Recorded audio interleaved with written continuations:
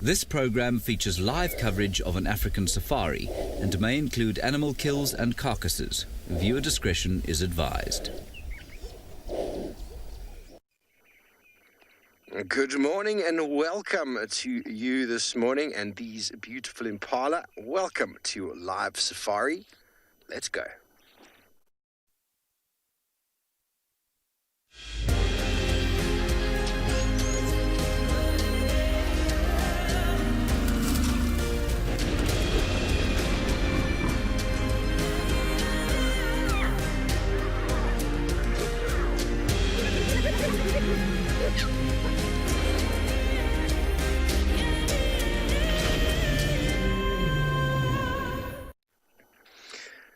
Hello everybody and good morning. Welcome to a very chilly and cold Djuma Private Game Reserve where it is 6 degrees Celsius, 56 degrees Fahrenheit, and what can I say? It is rather cold. My name is Steve, joined by BK on camera, and we are very excited to have you with us once again. And kids, welcome to the show as always, and please send your kids' questions to kidsquestions@wildearth.tv.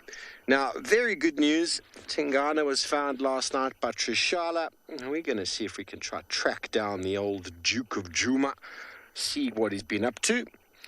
And bad news is I was chatting on the radio last night and I got some information about a female leopard with a cub, and they sent us some photos, and it seems as if Thandi and her little boy are in fact on Torchwood. So that is the bad news. Not that anything has happened, just that they're on the other side. These impala don't seem like they've seen a big male leopard in the last few hours. Normally, animals like this will still show a little bit of sort of skittishness and jumpiness for a good 45 minutes to an hour. If they've been hunted or chased, they will look a little bit jumpy. Right now you can see they're looking quite content to just stand out in the open and feed. Oopsie, there we go. There's a little jump I'm talking about, which means that male leopard has been through here. I just don't know exactly how long ago. And there were some tracks on this open road just before, but they were driven on, which means it was from last night.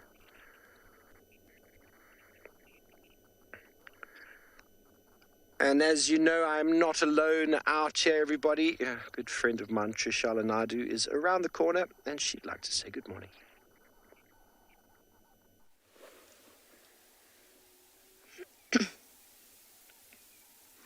Yes, we are. We are all looking at impala, trying to get some clues as to where our leopards have gone to. We had Tingana last night, and Salamba was near the pan.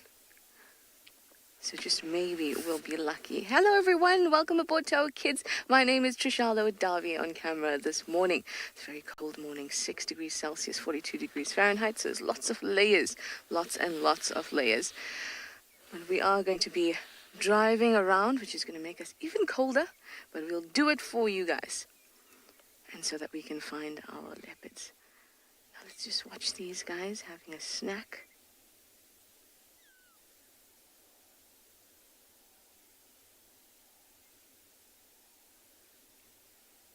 Everyone is pretty relaxed. You can see that they're a little bit fluffed up. That's why they look a little bit darker. It's because they've picked up their fur, and now they've picked up their ears and their heads too. Something got their attention, but there's some hyenas whooping in the background. Well, you know when you're cold and all your hairs stand up on your body? That's to keep you a little bit warm, because it's like an extra layer of clothing. Because all the air gets trapped between those hairs, and you can get some insulation. Hopefully that'll keep you a little warmer, and that's what these impala are doing.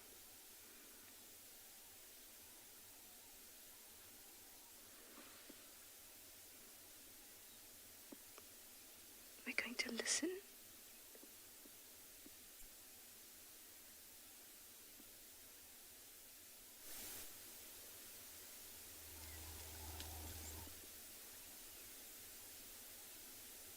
don't hear any clues just yet.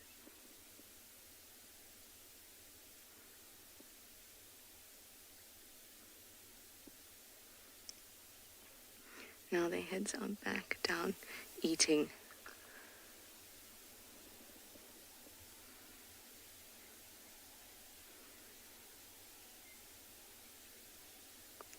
It's a beautiful morning, even though it's cold, and I hope that we'll find lots of lovely animals. Now, Steve is doing one of our favorite things out here, and that is watching the sunrise. Let's go over and watch with him.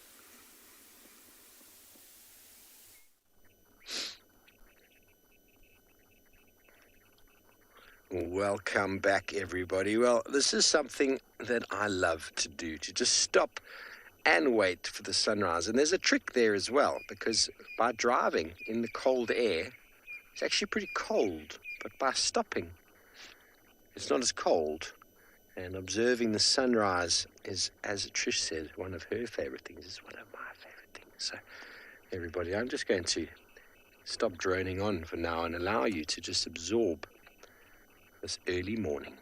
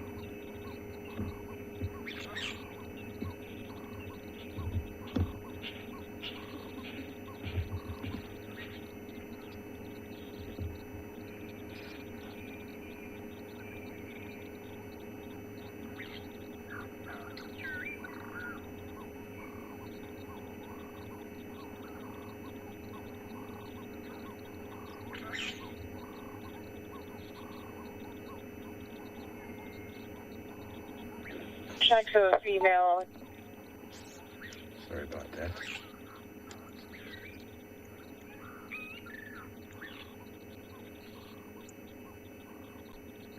It was the game drive radio. Charlotte obviously finding tracks of a female leopard, I would suppose.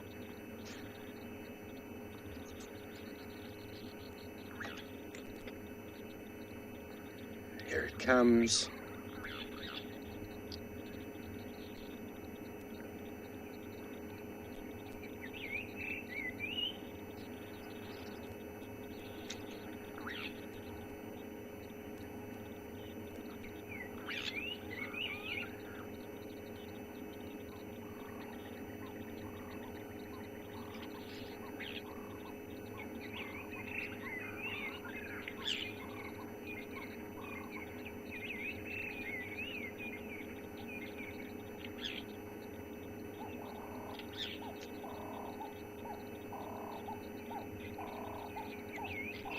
Another day.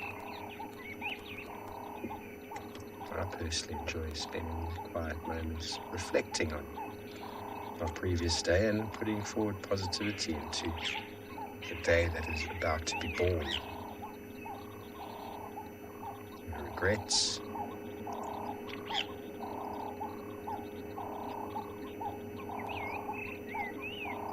I'm quite privileged to be able to spend time with the sunrise and sunset every day.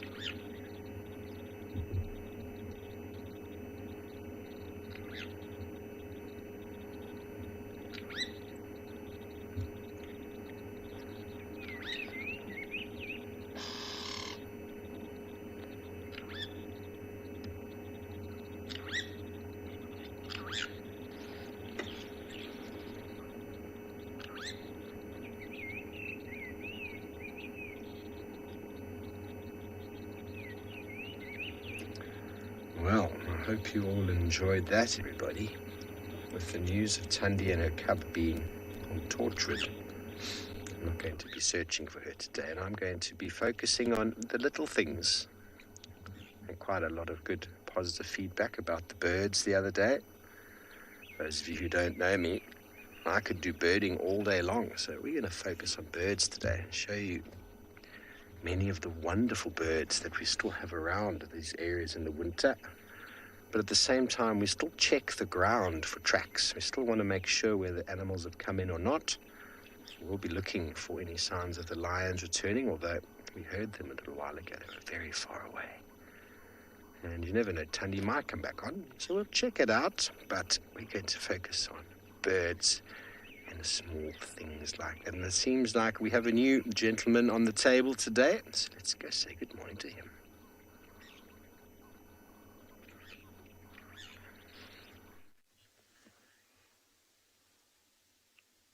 Good morning, everyone. My name is Bunny. I'm excited to join you for the very first time this morning. I am, of course, with Owen, who is going to be my cameraman for the morning. And we had some leopard calling out of camp this morning at around 5. And as we headed out of camp, we had some jackal distress calling. So we've got tracks of that leopard heading west at the moment, and we just driving around the riverbed. We have not seen any other signs so far. Up in a tree here to say good morning to everyone and welcome to the show, to show how excited we are for this morning. We've got an African harrier hawk just perching in a jackalberry tree. Still quite cold this morning, possibly the quite coldest morning so far. But yeah, we bundled up, gloves, everything, and excited to see what we can get. African hawk eagle.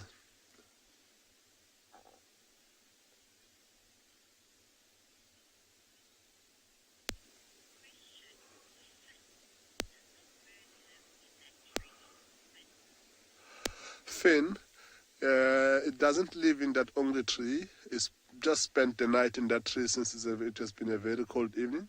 It's perching there, enjoying a little bit of a sunshine this morning, warming itself up. It's most likely to start flying once it's warm enough to try and look for prey. And there might be another one close by. These particular birds live in pairs and they hunt together. So it might have been just for the night for this particular tree, but it's most likely to move on shortly.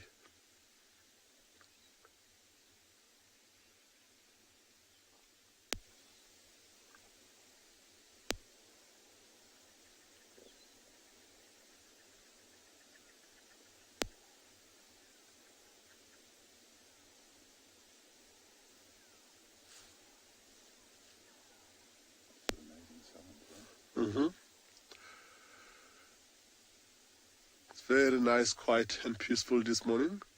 From far off distance, when I keep quiet now, you'll be able to hear a lot of different birds calling early in the morning.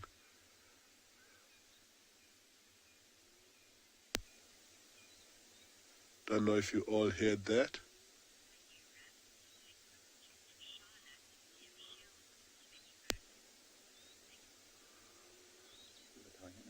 Yeah, there's a hyena calling on a distance, but as we listen to the hyena and about to start off and carry on and see what we can get, I'm going to hand over to Trishala, who also needs to say good morning to you all this morning.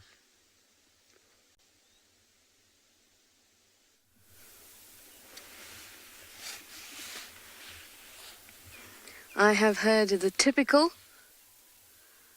the Cape turtle doves going. I've heard the franklins, and there we have a crowned lapwing in the gorgeous sunlight.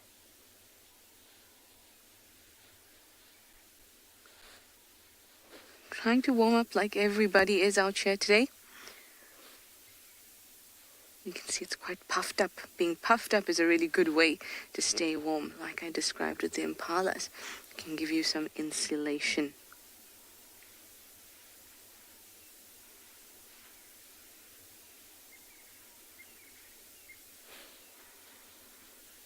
Can you see it's tucking its head down? Every now and then into the ground. That's because it's looking for little insects.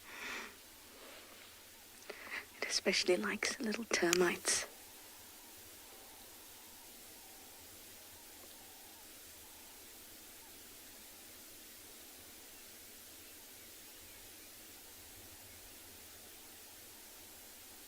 Just beautiful.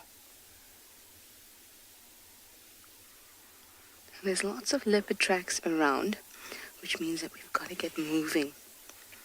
So we're going to go a little bit more west. I see tracks of Tlalamba from last night around quarantine. There's tracks of Tingana. So we're going to go, Steve is going south and looking on that end, and I'm going to go west and we're going to check out that end. And that's how we work together to track, because then we can figure out where this leopard has gone and which direction to go in and which way to focus ourselves. Last night, Tingana ended up right in front of camp, near our camp sign. And I also had a very intimate visit from Swazi, the hyena, to my room.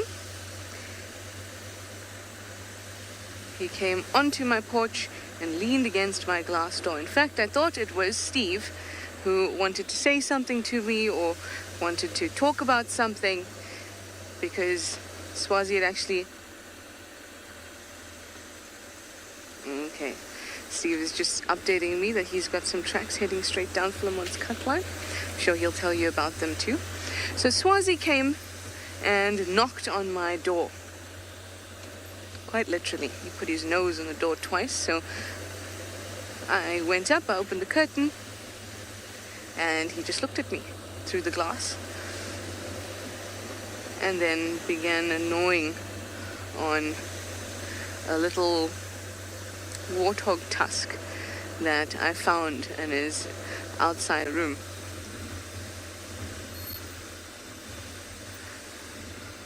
Alright, so we're going to keep on moving and now try to find these guys instead of just talking about them. So I'll send you over to Clive to say good morning. He's got some stripy friends for you.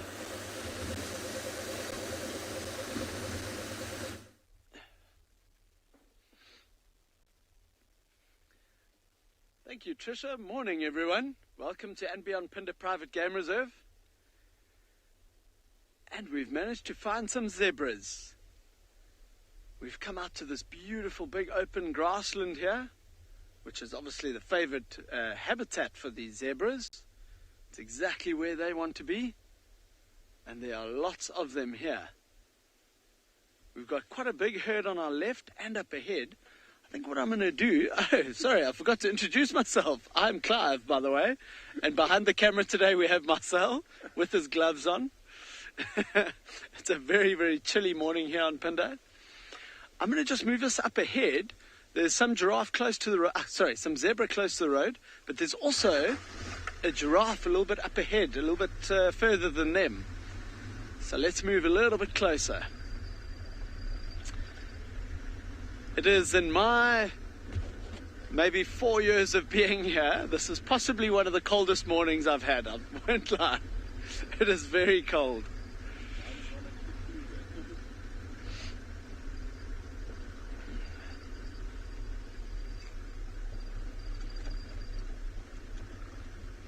Oh, look at this. The zebra are even staying nice and close.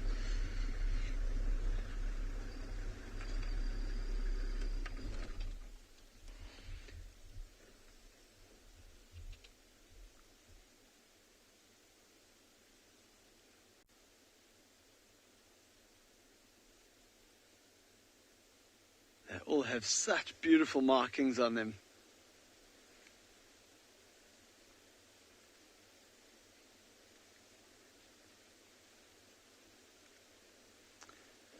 So please send through your questions. We'd love to hear from you and hear if you would like to know anything about these animals that we're seeing. And I think it's actually a really good opportunity for us to move a little bit up ahead and let's go to those giraffe. It is a really, really nice view. There's about 3 of them right in the road up ahead. So let's go across there quickly.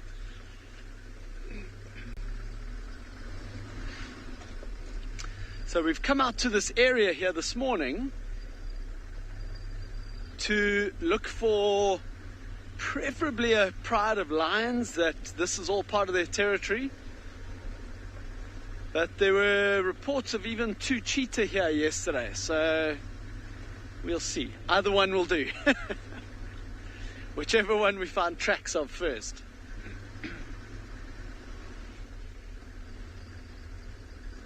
Oh, the sun is just about to creep over the mountains on our right and hopefully start warming us up a little bit.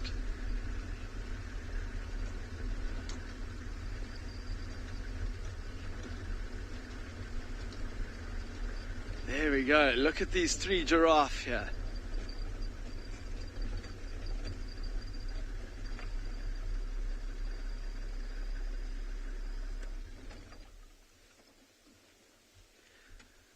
Carter, that's a very good question. You're asking what do we do in the middle of the day when we're not on the safari? It depends. Sometimes if we have to, we'll try and see if we can find some animals. Otherwise we just rest, and it's a good time to learn lots of stuff about these animals that we see all the time. What a really nice view of these giraffe.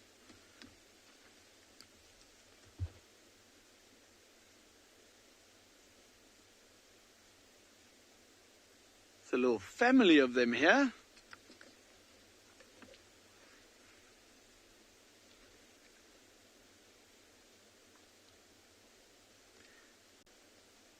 So especially in these mornings when it's nice and cool, lots and lots of animals will make use of this time to feed. And as you can see, that's exactly what the one on the left is doing anyway. Feeding off of that little bush, that little tree there.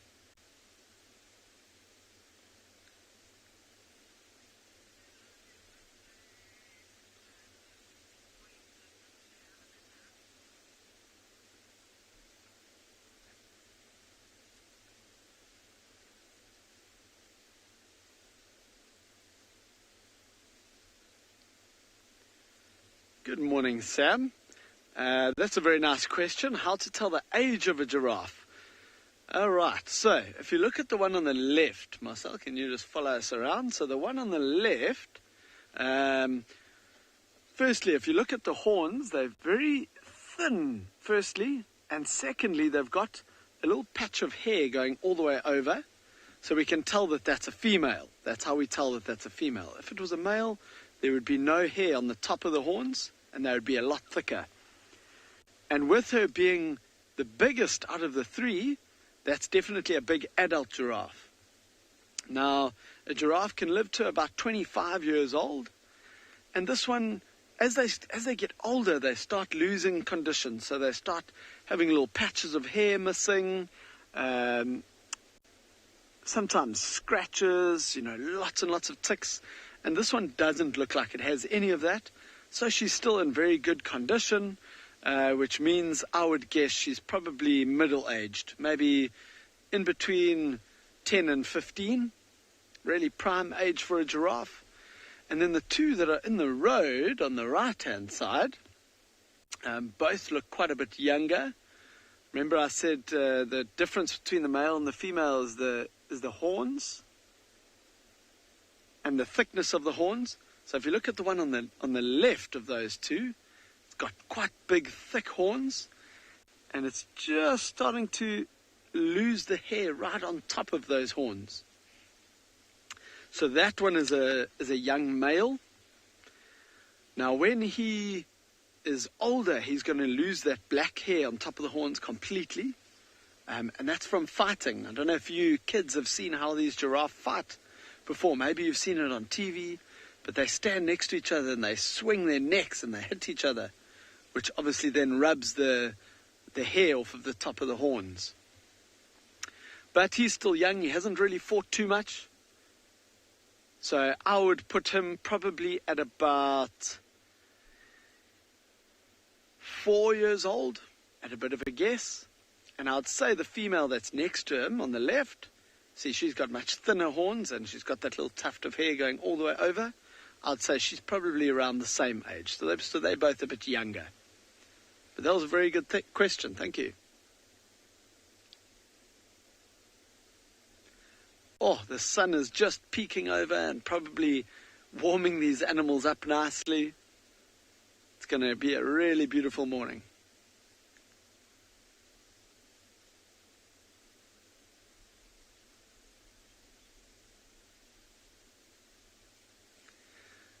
Hi Tilly, you're asking how do giraffe know which one is their mom? They will know, firstly, all their patterns on themselves are different. Every giraffe is different. So they might be able to recognize each other like that, but it's probably more from smell. They will be able to smell which one is possibly their mom. And I guess growing up close by, close to the mother, they learn to see what she looks like. So that'll probably be how they can tell the difference. I'm just going to move a little bit forward again, because they're disappearing over this little crest. Oh, look at that though. They're walking in this beautiful morning light now. Wow, there's one bending down far to eat.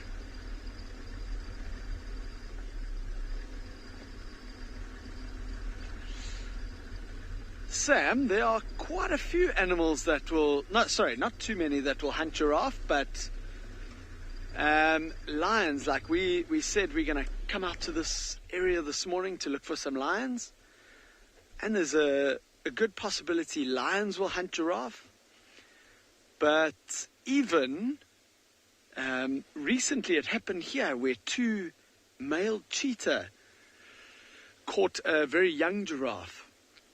But a big one like this the cheetah wouldn't be a threat to a big giraffe like this. But lions, definitely.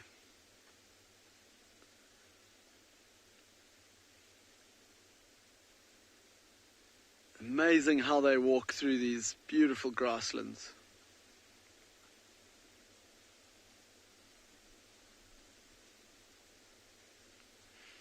If you look carefully, kids, while this giraffe is walking, watch how it moves both its left legs at one time, and then both its right legs at one time, and then both its left, then both its right. Oh, if you look just on the left as well, there's a few zebra walking into the picture too.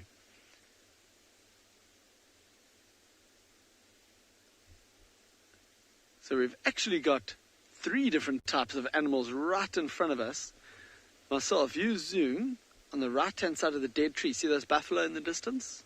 There's also a big herd of buffalo, all in those little bushes there. You got them, Marcel? Yep. Oh, look at the zebra chasing each other. Wow, there's a lot going on here this morning. Lots of animals out.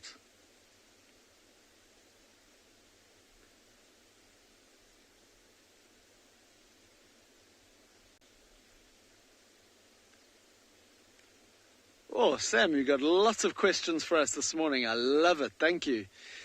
How do you tell the age of a zebra? Now, that is a very good question because they all look the same. I've never seen them look really, they don't lose condition with age. So once they reach that full size, which is probably when they're about 3 or 4, then you won't even be able to tell the difference in size. And after that, you can't really age them. So only if they're very young, you are able to age them. I think with them all moving down, I'm going to move the car a little bit forward again.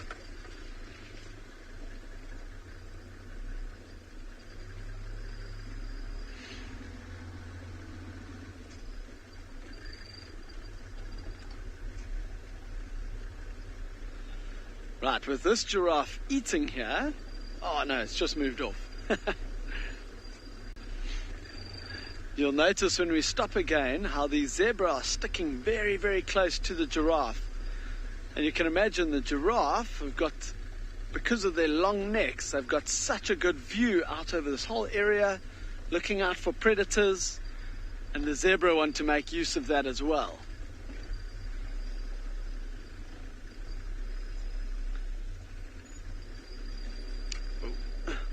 Sorry.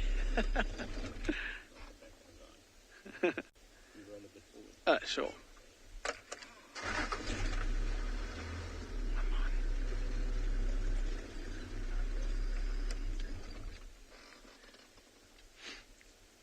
Now, obviously, with not too many trees in this area, these giraffe are maybe heading a little bit further to that little patch where there's lots of trees and lots of food for them.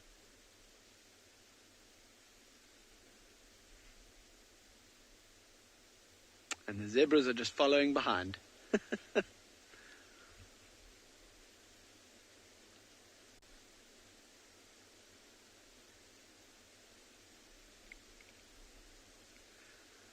Hi, Eric. 7 years old. That is a good question. Why are the giraffe walking different to the other animals? It's just the way they are. It's just the way they are built. All the animals will walk differently. There's, elephants walk differently to all the others. Giraffe, it's just their way of moving the two left legs and then the two right, and then the two left and then the two right. It's just very interesting, though. I'm going to go a little bit forward again. They keep moving down towards those trees there.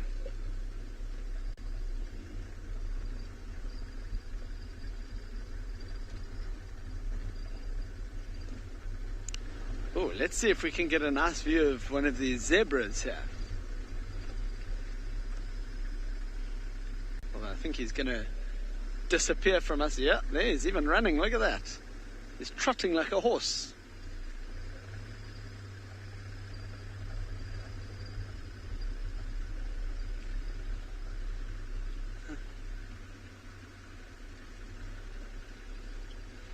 Right, while these zebras are trotting off into the distance, we're going to send you across to Trishala. She has a whole lot of tracks for you.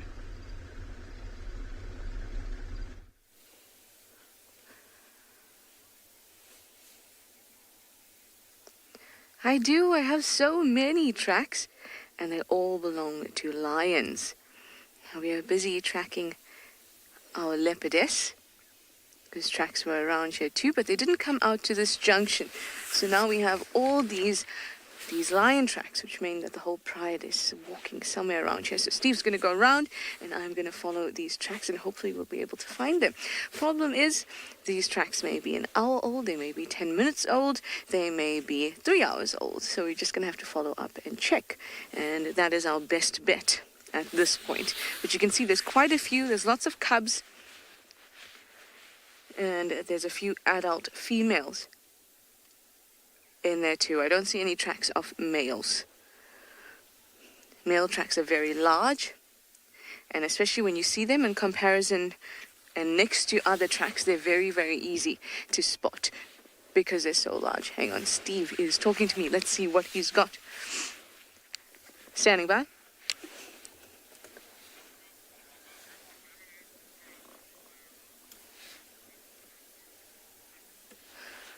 On Ballanite, he's heading west. Yay, so Steve is on the boundary road, the western boundary road, and we are going to follow these tracks.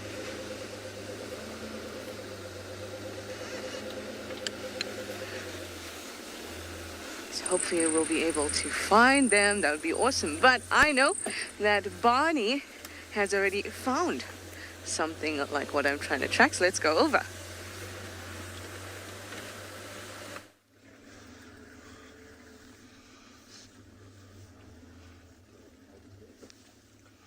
Okay, we have one of the Ross males who we tracked for most of the morning yesterday. He's been calling for most of the evening. He's definitely searching for the rest of the pride and his brother. So looking at this big cycle that he did yesterday morning when we were busy tracking him, he hasn't seen the pride in the last 2 or 3 days. I'm gonna just reposition quickly.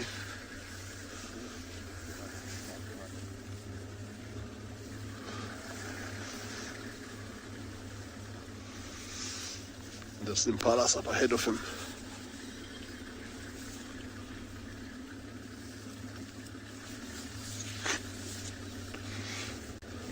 So He's approaching a beautiful open area with there's a lot of impalas. He doesn't look like he's ready to hunt. He's just busy in a mission, trying to find his brother. You're gonna hear or see these impalas now. Can you hear the sounds? I'm gonna switch off.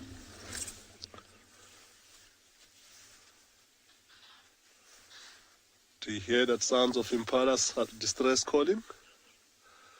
They've spotted this male as he walks through these open areas up ahead of us in his search of the rest of the pride. I'm gonna move around.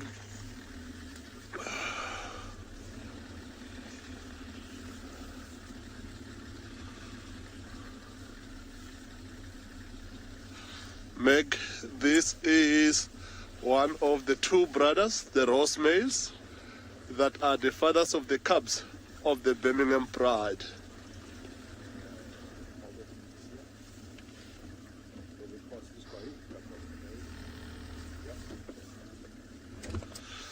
So you can see he's not interested in these impalas whatsoever. He's completely avoiding them. His mission now is more to find the rest of the pride or his brother at the moment.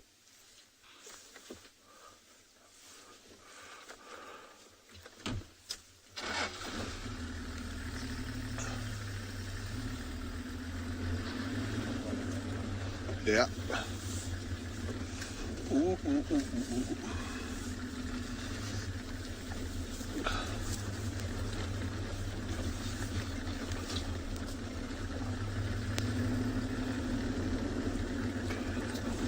Try and give you a wide berth there so you can have him for a while.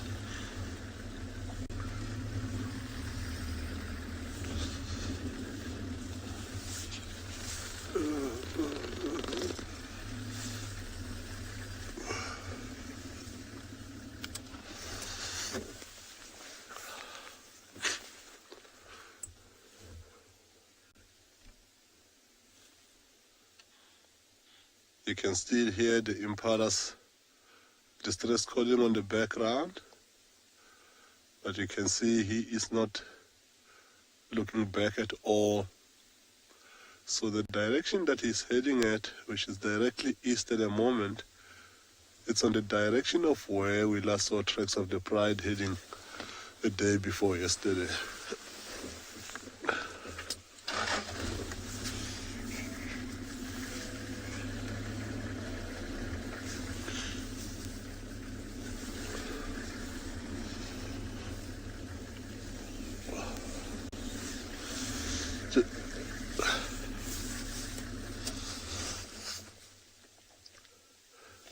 It is a very nice morning for him still. Still nice and cold, as we talked about earlier on when we start. This kind of helps him to be able to cover as much distance as he wants without burning too much energy. Look at the dust he's kicking with his feet as he moved off the ground. You see the steam of dust blowing up. See what he's doing on the tree? Rubbing his face, tail up. Sand marking as he goes, busy marking his territory.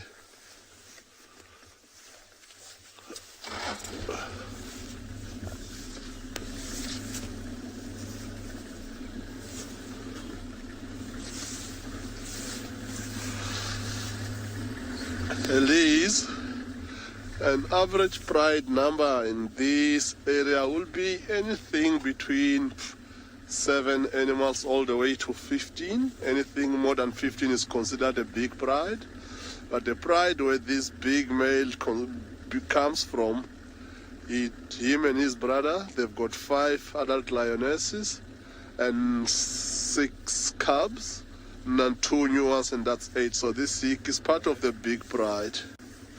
Look at how he's standing with his head and nostril up in the air. Looks like he might have heard something. Putting his nostril down onto the ground, looking like he might have picked up sand, maybe of the whole pride where they might have come from a few days ago. The stronger the sand becomes, you might start to see him moving a little bit faster, trying to catch up with them as quickly as possible.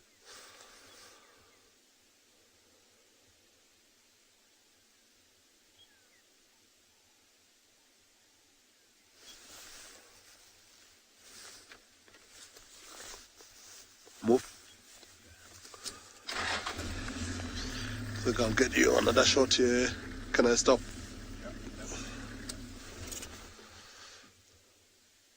See how he's changed direction, doing the same thing he just did about a minute ago. Head up, ears pointing forward. Every now and again, you might hear him starting to vocalize again, as we heard earlier on.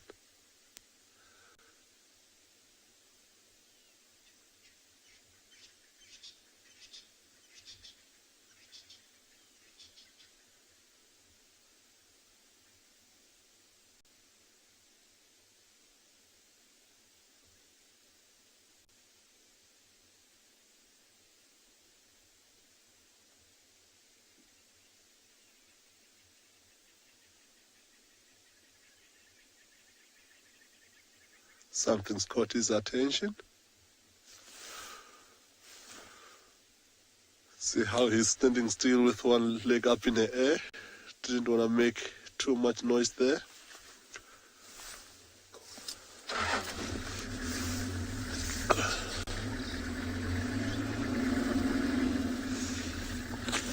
Let's try and stick with him as much as we can to see what he's got in store for us. Will be very nice if he can get his pride. I'm sure he will be excited, but that will be exciting for us too.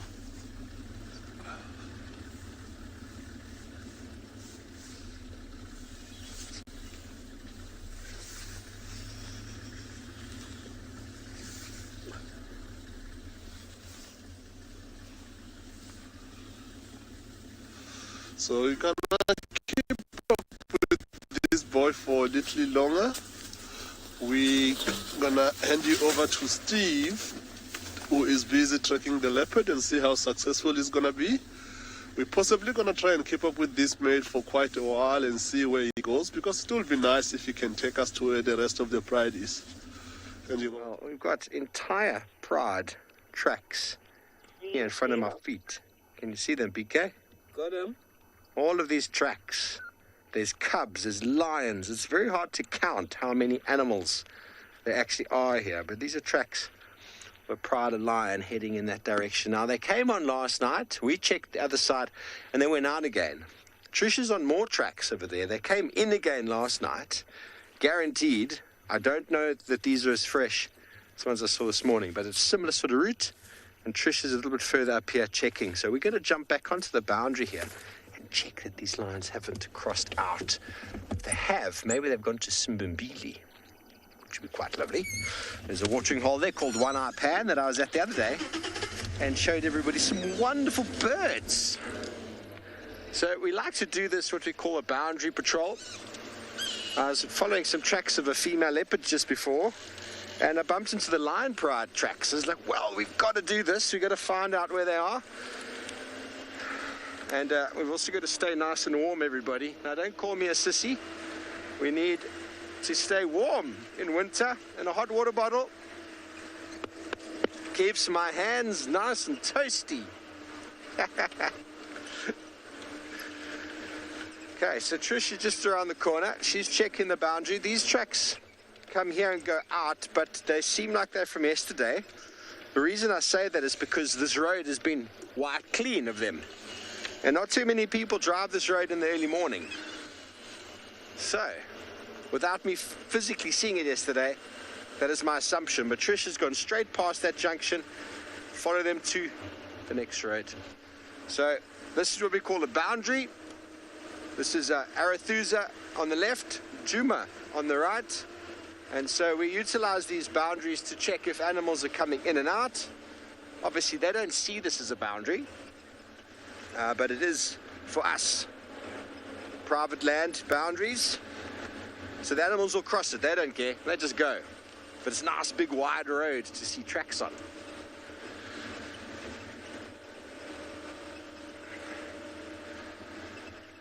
Whew, it's fresh. You might hear some very high-pitched squeaking noises. That's BK in the back being very cold. Hey, Beaks.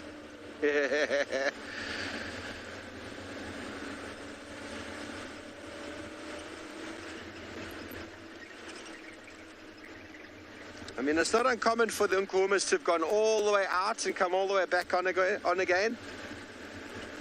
The pride of their size is searching for large prey animals, and if they find small animals like an impala or a kudu, it really doesn't go very far amongst them. I mean, we saw that, didn't we? They killed and ate a buffalo in less than one day. I mean, that's just ridiculous. That's ridiculous.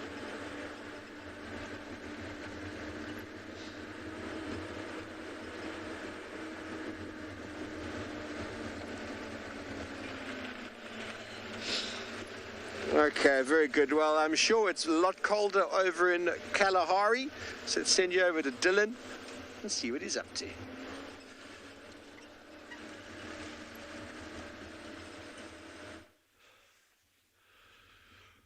Good morning again from a chilly Tswalu Kalahari. Jean-Dre is always on camera there. My name's Dylan.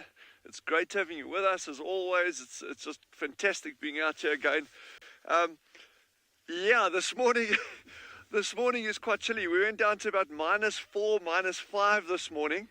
And in fact, at the moment where we are now, we're right next to this big body of water that the edges haven't frozen, you know, because this big body of water retains its temperature quite well. And there's a bit of a lag, but there's a very good reason why we are so cold here at the moment. You know, one would think, well, the coldest time, like early hours of the morning, but it's actually not. The coldest time is immediately after sunrise. So we've still probably got I'd say another 10 minutes to go before we actually hit it. What we've done this morning, we've put a little ice tray out just up here, but I don't know if it is going to freeze now, but we'll see, just out of interest. But the bird bath at my house this morning was just a solid block of ice. So, you know, I think the key reason there, just doing a bit of reading up on it, is that the sun's not warming the air, it's actually warming the ground. And then obviously going through the night, just before dawn, you've gone through the longest period without sunlight. So the ground has just like lost its ambient temperature, it's just lost it. Now the sun's rays have to start heating the ground before it can actually start heating the air. So, and we're still a long way from getting any sun's rays out here. So Jean-Dre and I are like, no, we're not huddling for warmth. we're not at that point yet. But yeah, it's quite nippy this morning, and I can like feel it on the tips of my ears. So we're gonna just keep moving around this area and seeing what we can get. It's going to be a fun day today. We have got no particular plan. There was some like a giraffe just around the corner here earlier, and we will see about the meerkats. One of our habituators, D, is now onto the meerkats to see if they're going to be up. I think temperatures like this, it's going to be a lot later.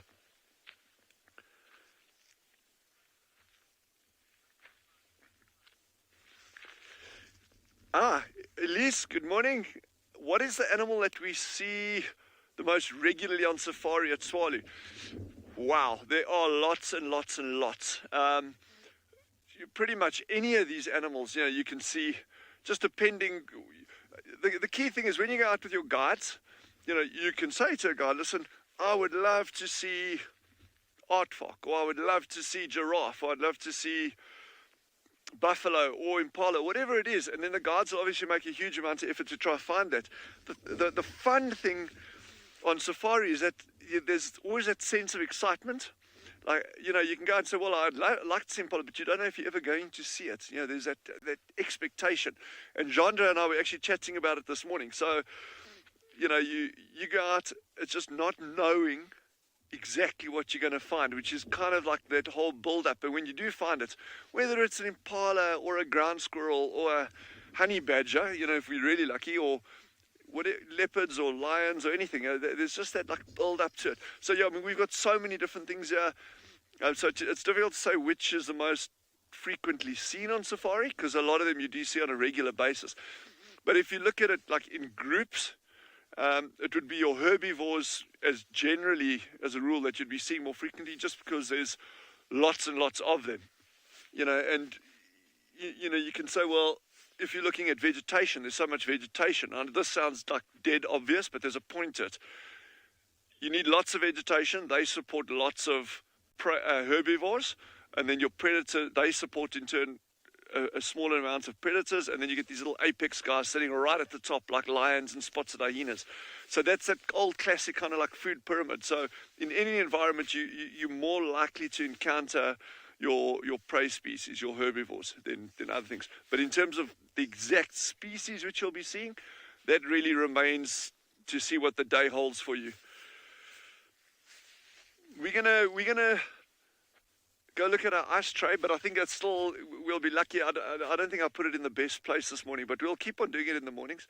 And head over in the meantime to Trish, who's actually following up on leopards, which will be quite interesting.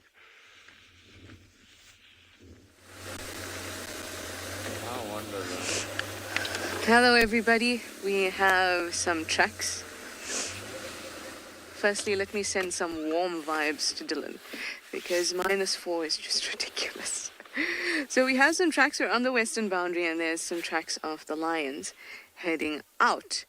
But the thing is, they have been kind of frequenting this route for a little bit.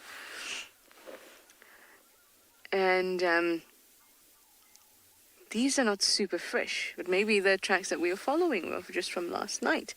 With the cold weather and it wasn't windy at all, those tracks could stay looking fresh for quite some time.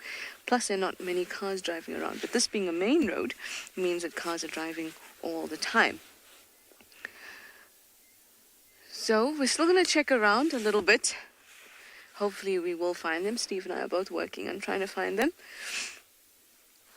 But this doesn't bode too well for us and the lions. Maybe we should just listen for a little bit. Hi Sam, you'd like to know if all the guides on the show are from South Africa or South African? Yep, we all are. We have multiple locations. So our location here in Djuma, we are kind of like in the northeast of the country. Then we have other locations like Pinda that are in KZN, so it's just east, also the northeastern side, but a little bit lower than us. And the other locations like Pridelands and Ngala, they're quite nearby to us here. And Tswalu, which is kind of central and north. So we're all down here in South Africa, yes. Can anybody hear anything besides Egyptian geese?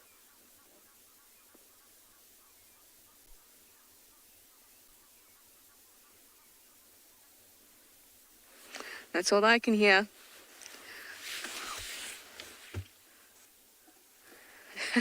Thank you, Rebecca. She says, my sweet voice and the sound of Egyptian geese. A great combination.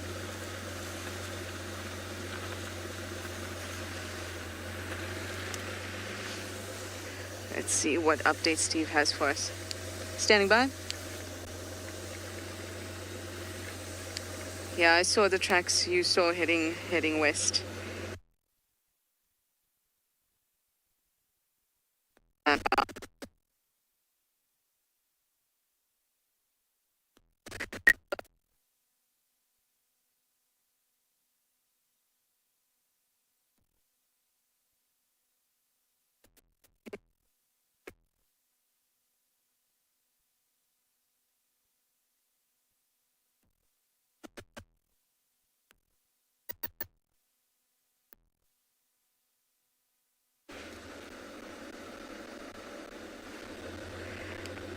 Yeah, I know what you mean, because they also don't look terribly fresh. There's some more further down as well. But again, heading west. Yeah, let's just do another loop, I think.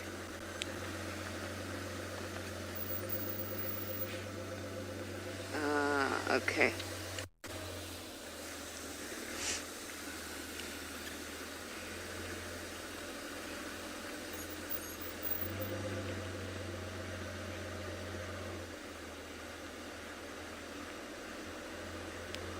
Okay, copy. So, last night some vehicles were out after we turned in. Still seeing tracks though. Let's just see this. show you some nice ones. So those vehicles could have driven over tracks. There's a nice one down there. It's very difficult without any sun to see them properly. So I promise they're there.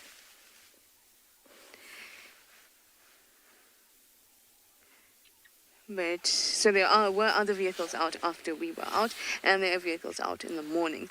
So they could have driven over it. They could still be fresh. They could have been from yesterday because, like I said, they're frequenting this particular route. Either way, we're going to go around and do a double check because we'd really love to see our Nkahuma pride.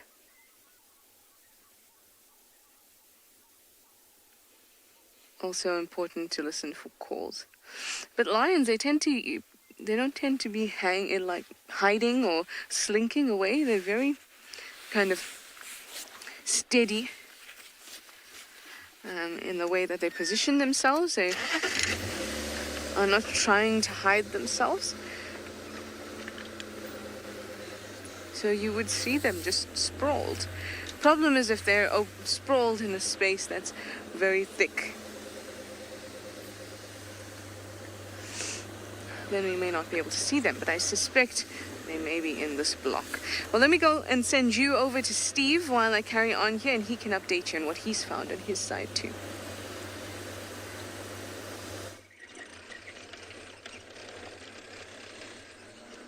Thanks, Trish. Yes, well, Trish and I are working together to figure out the anomaly of these lion tracks.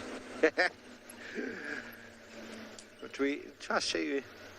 But the animals are all hiding. It is so cold, we haven't even seen a bird. The birds are all hiding, and now the sun is slowly starting to come over the horizon. They're all going to be sitting out going, ooh, warm me up like our little squirrel party yesterday. That was very funny. Okay, well, we can at least show you a giraffe track. I know we saw giraffe just a little while ago. So let's show you a giraffe track. It's very difficult to confuse a giraffe track with any other track, boys and girls, because it's so big. BK, I hope I haven't got the aerial in the way. How's this? Can you see this track over here? Look how big that is. Now, it's always important to put something down for measurement, and this knife of mine is 10 centimeters. Put it there. Look at the size of that track. It's more than 2 knives. Can you see in the middle? There's this line.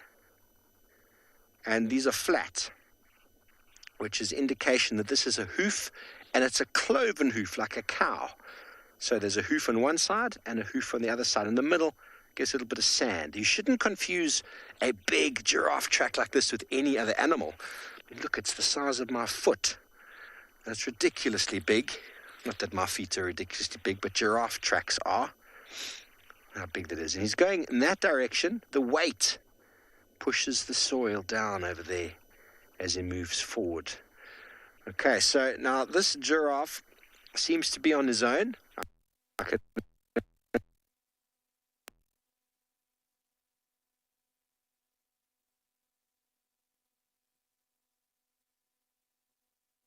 Giraffe, but big male giraffe. So the interesting thing here is this is the ice tray that we put out earlier. And you can actually see, and I don't know how clear it is on the camera there, but you actually see the ice forming on top here already. Jandra, I don't know if you can see that properly. So this is just an ice tray that we left out on the sand with it was just normal tap water, and there it's freezing over. And it's already, it's only like 7:30, yeah. So by 7:30 in the morning, this water is still busy freezing. So that's just out of interest to show you the incredibly tough conditions that Jandra and I are surviving in. But we'll manage. That's pretty cool. So now we just needed to bring a gin and tonic with early in the morning. That would have that would have kick-started the day. But so temperature's a big thing out here in terms of animal survival. You know, anything.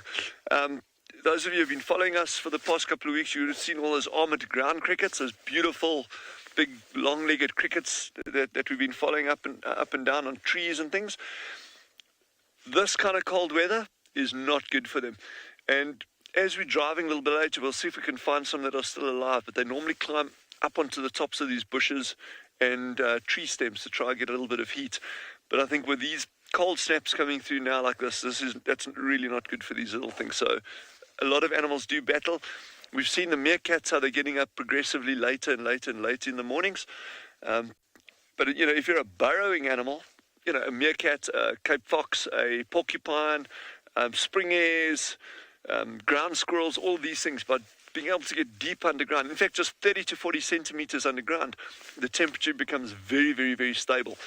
So in these environments where you've got these extremes of heat and cold, burrows are absolute gold to be able to have. And, you know, that's just interesting. And here's some polar bear droppings. You'll notice these polar bear droppings. I'm just kidding. This is just ice from the ice tray when we emptied it out. So this ice has got nothing to do with this ice, I promise. But what is amazing is that we threw this ice out more than an hour ago, and it hasn't melted one single bit. So it just shows these ground temperatures. I mean, it's really, really getting cold there. So, all right, well, let's see if we can go find a big warm-blooded mammal.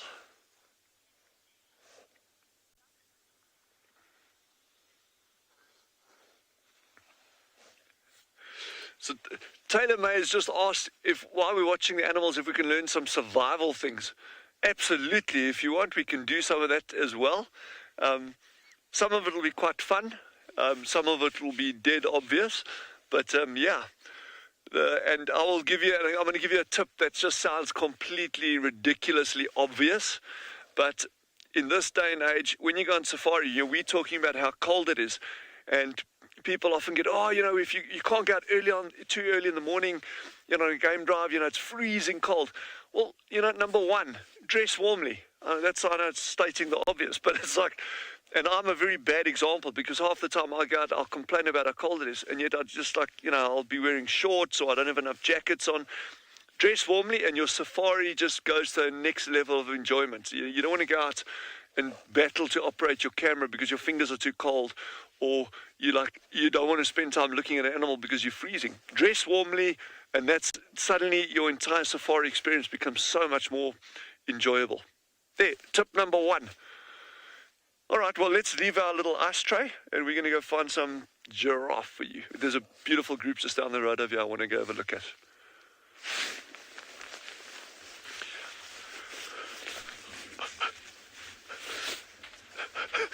I was going to say something, but I'm not going to say it on camera. But I think in the meantime, let's head over to Taylor. I think she has some buffalo. All right, Chandra, stop laughing.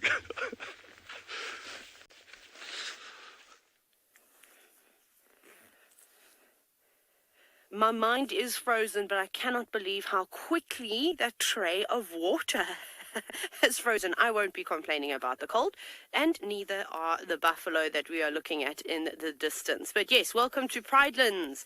Finally, I know we're often late start. We have been out early, I do promise. My name is Taylor McCurdy, and on camera with me today is Gert. And, well, yeah, we're very excited to be out and about in the bush. I'm going to drive up a little bit further ahead to these buffalo. I'll give you a quick update of what we've been doing. Is obviously yesterday morning was very exciting with the lionesses and chasing a leopard up the tree.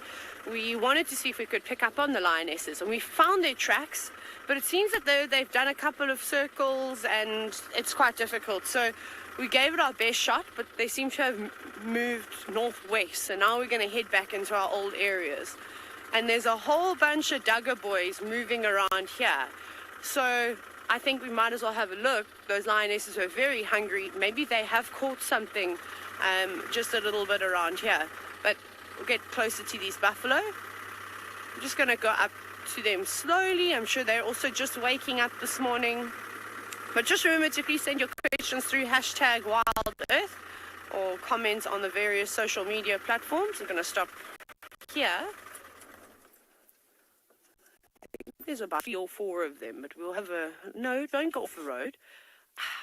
But there's one more coming, so it's okay. So those 2 big boys are probably some of the bulls that we watched yesterday morning, in fact. They've been sticking around. And here comes another one about to cross the road. It's been so good to see all the buffalo around. They're actually heading right towards the eco training camp. They might be going down for a drink, so we'll see if we can follow them.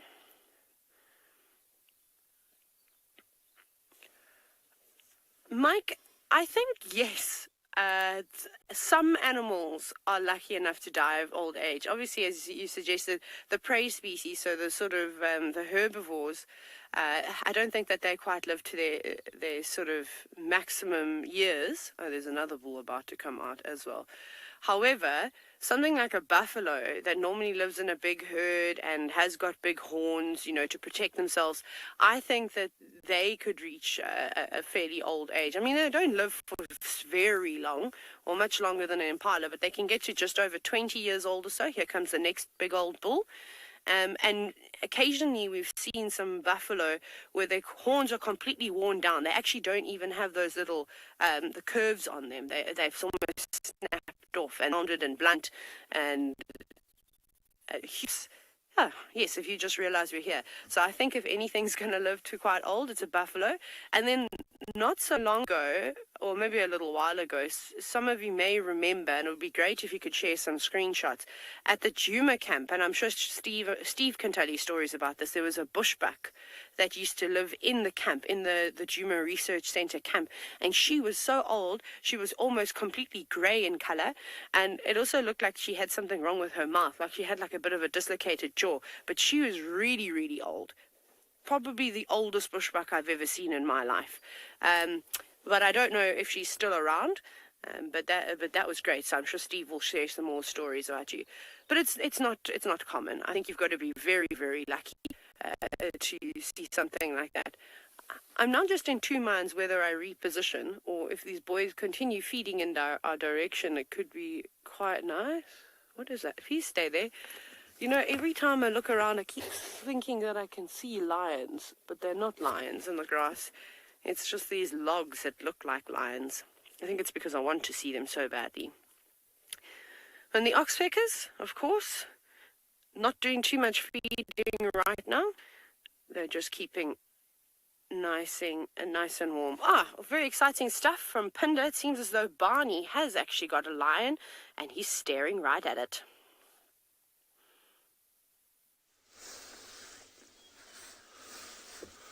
Yeah, we have followed this line across the Timbavati riverbed. He was still on his mission and we're hoping that he was going to take us towards the Pride. He is now lying down in the long grass. It looks like this might be it for the day for him. And as we were sitting with him here, we could hear some bushbuck alarm callings along the riverbed. Remember at the start of the drive, we talked about leopard tracks and jackals. And looking at the fact that the view is not great, we're thinking of leaving him lying down here for now, go investigate the other area where the distress call came from. It sounds like a little bit further west. He looked slightly up there. He gets up again and carry on with his mission. Seemed like he doesn't want us to leave him. So we will then maybe follow him and see where he lies down and maybe go follow up on that distress call later on. The good thing about keeping up with him right now, we haven't seen the Pride in 2 days, and we don't know where they are, but following him, this might be our best bet. He might lead us to where the rest of the Pride is. So we're going to keep up with him for a while and see where he takes us. Happy with that,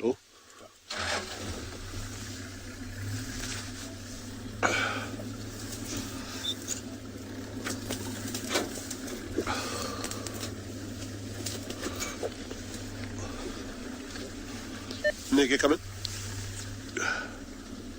You okay? I managed to relocate this male and he's up and mobile again. You guys are do you mind standing in there for a while and see if I lose him, or if he lies down, I'm gonna come back that way. Okay, cool. Yeah, we've just lost him for now. I think he's just gone down and lay down in the thick area, but we'll see if we can relocate him again. I'll keep you updated. Copy. Okay. Gonna need to maneuver properly here. There's a donga there that won't be able to cross if we try to go here. And I think it's gonna join the power lines.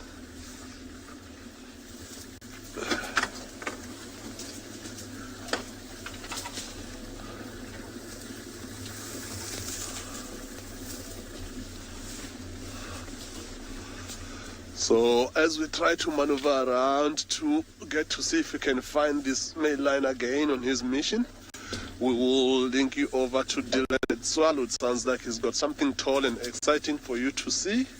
So we'll be handing you over to Dylan.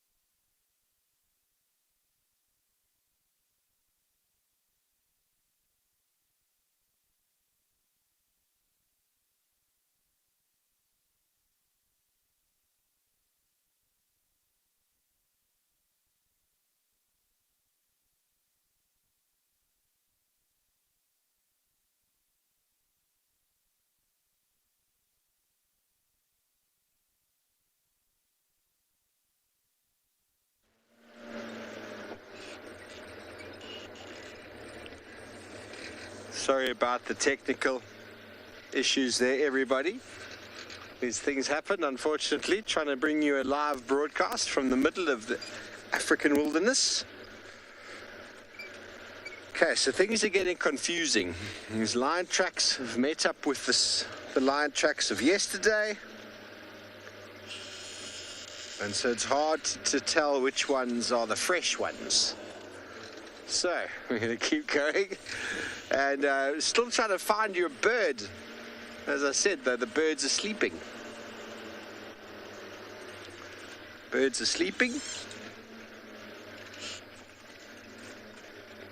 Some of those tracks are from yesterday. The reason I can tell that they're from yesterday, let's see if we can show you. Can you see them, BK? You can't see them. That doesn't help. The reason you can tell it's from yesterday versus some of the other tracks that we had, you'll be able to see it now if I jump off. Now have a very close look on the ground over here. I've got tracks here of a bird. Can you see this bird walking here? It's a dove. And the lion tracks are here. Here's a lion track. And there is a genet track on top. A genet walk at night. But over here, the bird is on top of the lion track. Okay. So you want to know about the foot structure of the dove.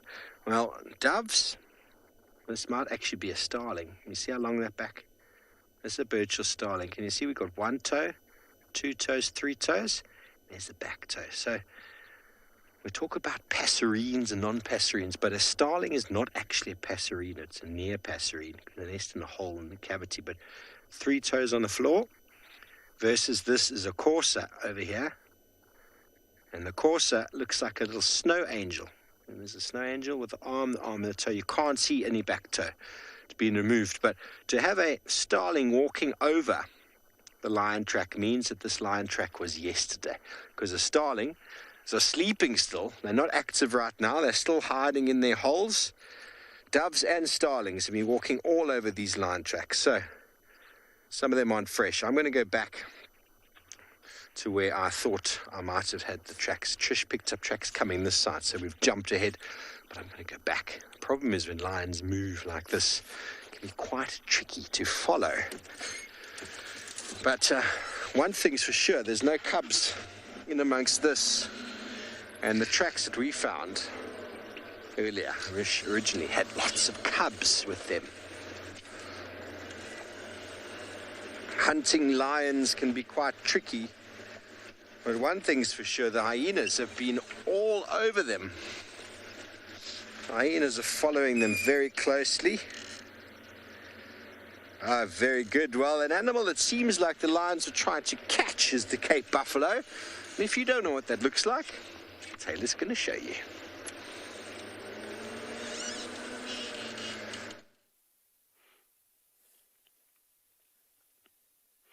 We're still with the bulls. And who knows, maybe those lions that you're trailing were trailing some buffalo too. That's definitely what the females' tracks that we saw earlier this morning were doing. But I don't think that it was this herd that they were following. But they just... Sorry. Now, I love buffalo when I get to watch them from a vehicle, and I particularly enjoy hundreds of buffalo. It's quite something to see them move around. Budweiser, I have indeed been charged by a buffalo too many times. I had a not so nice encounter actually while I was working for Wild Earth a couple of years ago, and we were doing rehearsals for I think it was a Nat Geo TV show or something like that, but we weren't streaming live to everybody. And I was helping James Henry, and he'd asked me if I could try and find him some content. So I went looking out for an insect. This was my early days of working with Wild Earth. And we had just warned everybody in Camp 2 that you need to walk around with torches at night. And it is very important when you're in the bush. You cannot walk around with your cell phone light. That's not sufficient. And we need torches. And there's a buffalo that was coming into camp. It's hungry. It was a drought. Anyways, next day, out in the open, probably less than 100 meters from camp, I found a velvet ant, and I was very proud. I'm going to give it to James. You can put it under the microscope. And something said, stop and look up. And I stopped and looked up. And there was a big buffalo like this one that we're looking at, basically staring me in the eyes. But we both got a fright because we both just realized that one another were there. He had his head dragging down on the floor, and I was, of course, making sure my velvet ant didn't sting me and also fall off, and then I lost my content. So I had nowhere to go. There was no bushes. The only shrub that there was the big guarri bush that was behind the buffalo, and I was very close to him. Anyway, so we kind of stood there, we looked at one another, and then it just basically happened, where he decided that he was not quite happy with me being around, and he chased me. Another thing that we always tell people is to not run, but I had nothing else. I had nowhere to climb, I had no bush to try and get behind, and I was very, very close to this buffalo, probably 10 meters away. And maybe a little bit no, it was very close.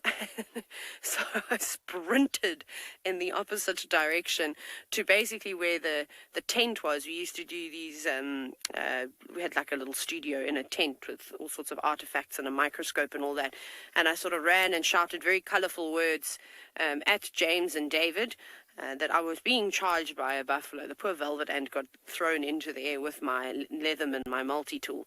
And then somehow I managed to dive out of the way, and the buffalo just missed me. But then he death stared at all of us now in this tent, and we basically said, okay, well, if he charges us now, we dive out the back of the windows and just make a run for it for camp. And then, then you thought, nah, he's sick of it, and then he bucked and bronked all the way down into the drainage line away from us. So that was probably one of the scariest situations that I've had on a buffalo encounter on foot. And honestly, most of the times these kinds of things happen around camps because you become very complacent. Most guides will tell you a story of a close encounter with an animal on foot, and it was because they just weren't concentrating, because we do forget how easily accidents can happen. I mean, here at Eco Training, I'm sitting right at the Eco Training camp. It's just about 50 meters from where these buffalo are on the other side of the drainage line. We had male lions in camp, and then on the one side, on the western side of camp, and on the eastern side of camp, we had 3 leopards. So, they regularly come through here. And as dry season continues, buffalo and elephants are going to start hanging around water. Dam in front of camp. What animals like to follow buffalo around? Lions.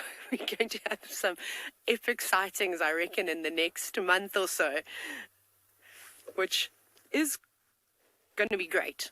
I'm actually really excited for it. So Moral of that story, always have your wits about you and always walk with a torch. Right, off you go to Tswalu, and I think they're still desperately trying to warm up.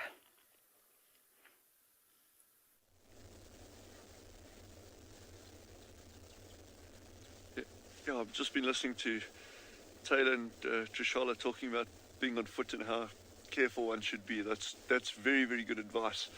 In terms of our question earlier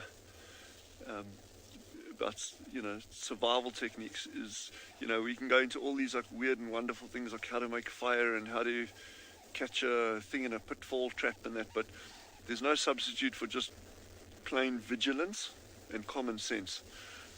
Although I think common sense is a bit of a misnomer, that term. That backlighting on these giraffe is sublime. Oh, I'm joking with Jean-Jean, I'm calling him backlight now. So if we get something, we've got to look for the backlight. But for those of you who are interested in photography, that's the kind of shot that you're looking for.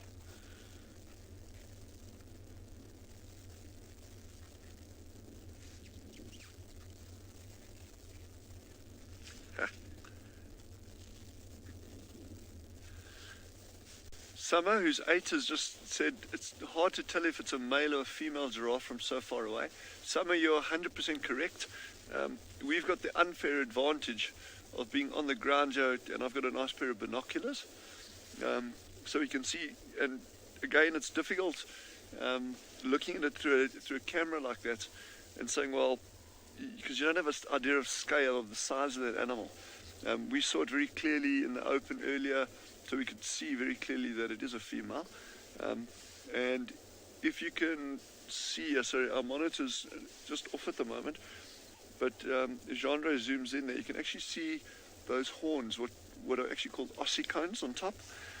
Have actually got hair, little pointy spikelets of hair on the very, very tops of them. And that's a nice indication that that's a female. It could be a very small one, but it's unlikely. Chandra, are you able to get a view of this small one further to the right over here? Then you can actually see that little one there has also got hair on the very, very tops, but that one actually looks like that's a young giraffe, so it's much, much, much smaller. So I'm just climbing off here, a little bit of movement. It's much smaller than the one that we've just been looking at, and that's a little male, that one. So I'm looking underneath at all the working parts as well as the hair on top. But the point I wanted to make here is on the young giraffe, they've all got hair on the hair tufts on the tops of those ossicones. Whereas adult giraffe, the males are bald on top, and the females have got those tufts of hair.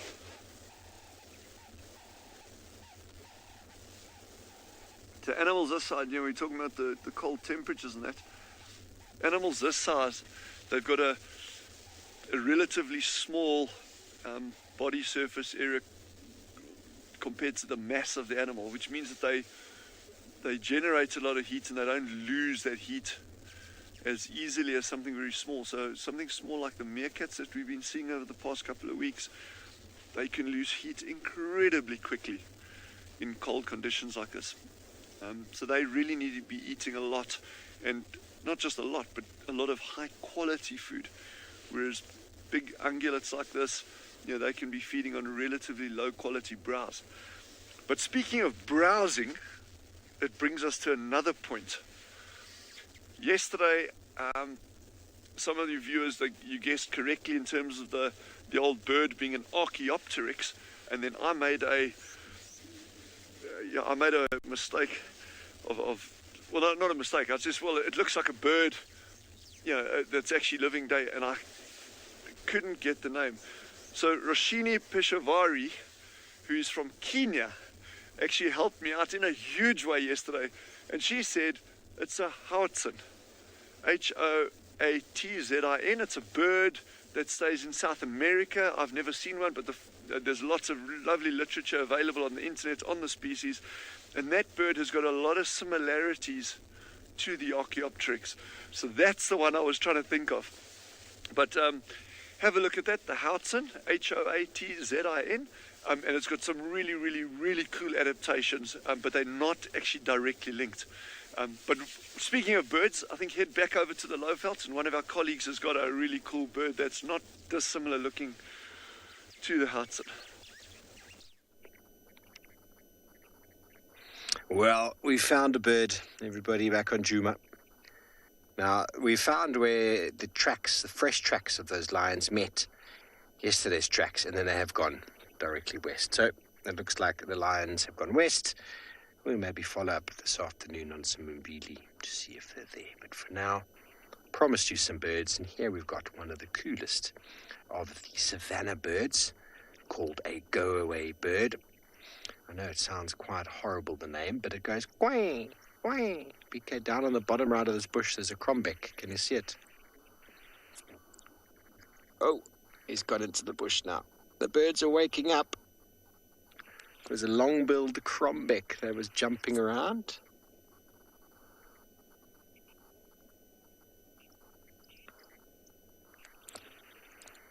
Bex, can you repeat that? You asked what pest birds?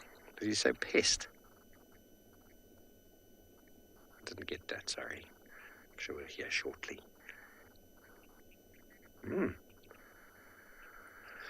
Rocky, on Djuma, I haven't yet seen the infamous Indian miner, or now commonly known as the common miner. But they have been recorded on Arathusa and outside the gate, and they are becoming a conservation problem. It was actually mentioned to me a few months ago. Someone asked me, and I hadn't seen an Indian miner, and some of the viewers had showed screenshots of when we'd actually seen them on the outskirts and on the sort of far-reaching edges of these reserves. But that it would be the major pest. It would be the naturalized common miner. It was imported from India in the late 1800s, at the turn of the century.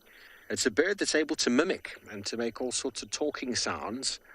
And people brought them across, obviously, and a few individuals got released in places like Durban, in Natal, and I think even in Johannesburg. And now, if you go to any of the big centres in South Africa, they are all over the place. They're related to the starling. They're very similarly related, but they're highly aggressive birds, and they outcompete all of our indigenous birds. So Indian miners are a conservation problem in South Africa. But for the most part, in areas where the environment is still very natural, where there's not too much alteration, you'll find that it's very difficult for invasive plants as well as animals to actually move in, because the natural order of things in that environment is to be quite stable. And it's very difficult for something to invade. But it is happening all over the place, in places that have been influenced in certain degrees. But out here in the Kruger, many of those sort of animals or birds can't compete with the strength of the animals and birds that occur within the park. For now, that is. But our go-away bird, many South Africans will remember the name, that it used to be called a luri. I don't really have it left. Africa, all the luris are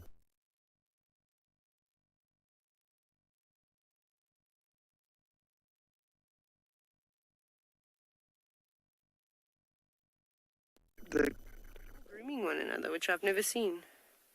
Okay? Sorry about that, everybody. Seems as though there was a little bit of a problem, but not to worry. We are still here with the Buffalo Bulls. We actually witnessed some interesting behavior with those three on the right-hand side of the screen. Something that I don't think that I've ever seen before. But they were huddled up next to one another, and they were actually grooming each other. So they were just licking and nudging one another very nicely. And it's just something I haven't really seen. Look there, you see? Perhaps they're really close friends. But it was just something that I haven't really exhibited with Buffalo Bulls before. But I suppose we always see sort of strange things. But the three of them all stood together licking one another's faces, which I thought was quite nice. We normally see allo grooming, so where animals will groom one another with females and their youngsters, or if it's quite a close bond between females, they'll groom one another. Here, look at what's going on. But I haven't specifically seen it with buffalo bulls. And it's really, really important to reassure those bonds between the animals. But here we go. Yes, Liz, there is indeed a difference between the African or Cape buffalo that we see and the water buffalo. Those buffalo the bulls don't get as massive sort of horns, and they don't get that big boss, that shield on the tops of their heads that you see with these big males. They're also slightly smaller in size, and as the name suggests, I actually have some really awesome photos. I'd love to be able to show you one day of water buffalo and just their general behavior.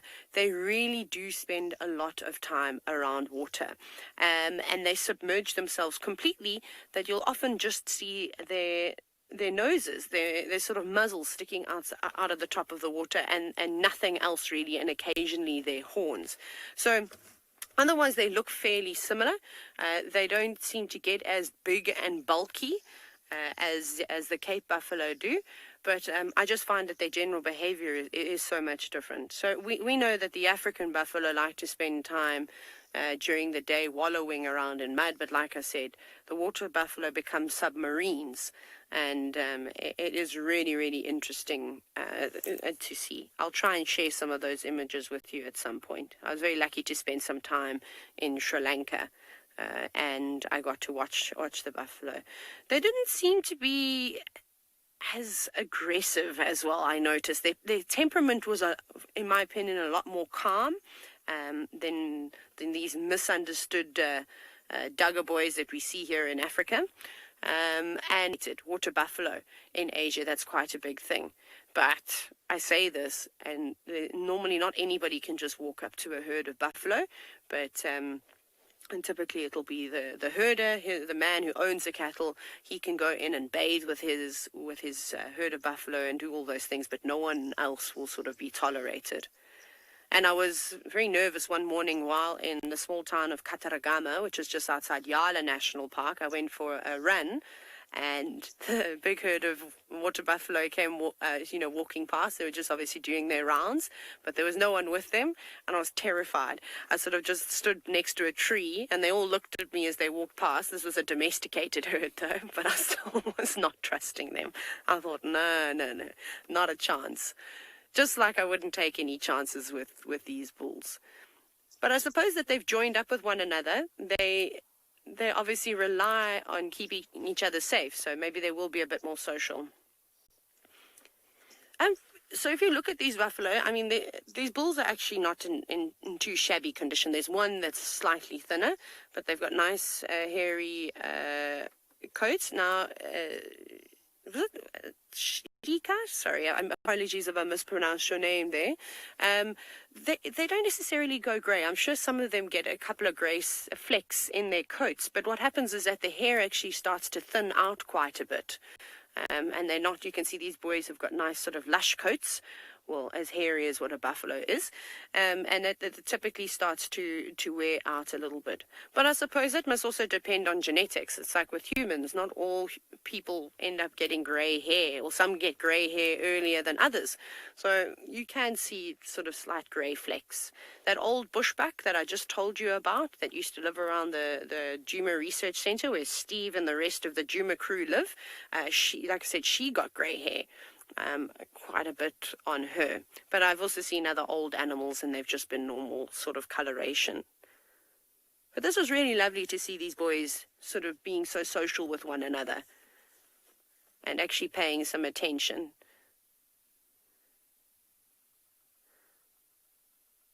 This is so precious. Right, I think we'll head off from our buffalo now. Off you go back across to Phinda. It seems that big male lion is on the move.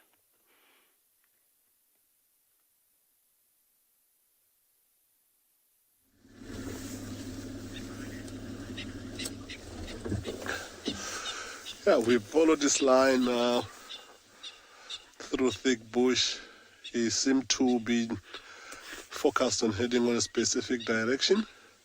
As you can see him heading straight towards the vehicle now. He every now and again drops his head down, looks like he's got a scent of the whole of the rest of the pride. But we haven't heard much. You can see how he's focused and staring on a distance. So he walks, stop and look around. The weather is still pretty cool. We're not long on the 6 or the 7s from like early this morning, but maybe we're around 10, 11 degrees. So it's still cool enough for him to carry on moving. So we're going to try and stick with him. Same plan, hoping that he's going to lead us to where the rest of the pride is.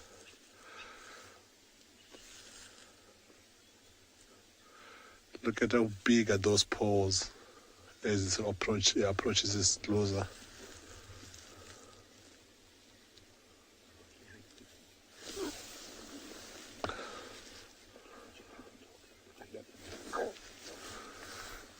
You can see how he's moving parallel to us now. No worries in the world. Focused into his mission.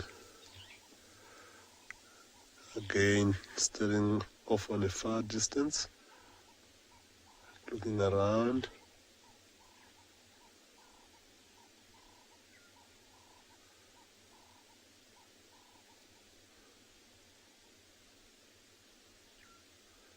You can see he's got some few scars on his face, on his right side.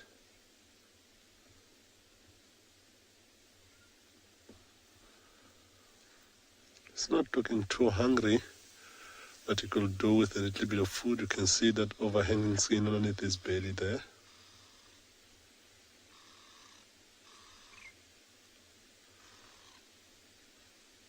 It's lying down. I think this is going to be a temporary lie down because it's in the sun.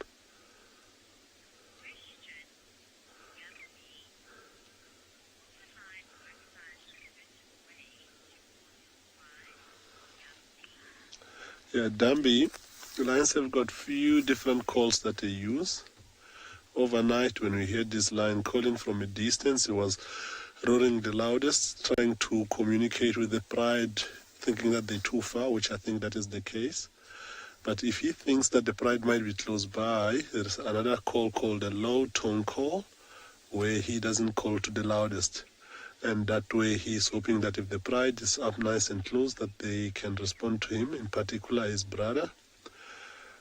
But right now, he has been every now and again trying that low tone call, but with no response, which that leads into desperation. It's already getting warm this morning, that he might just find a shady spot and lie down. That if he doesn't find the pride this morning, there is a good chance that by this evening that he might start calling louder to try and communicate. The rest of the pride might not necessarily respond back to him, but his brother will if he gets to hear him. So yeah, we'll see what he does from now on.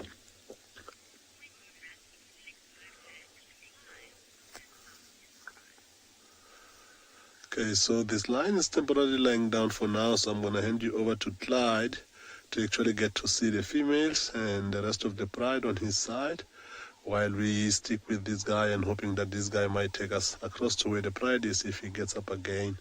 So handing you over to Clive at Pinda.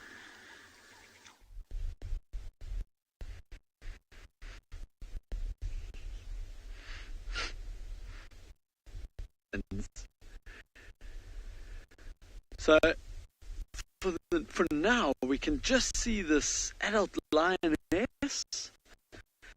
and then behind her, just to the right, there are two of her youngsters, which we can't see well. They are quite flat down in the long grass.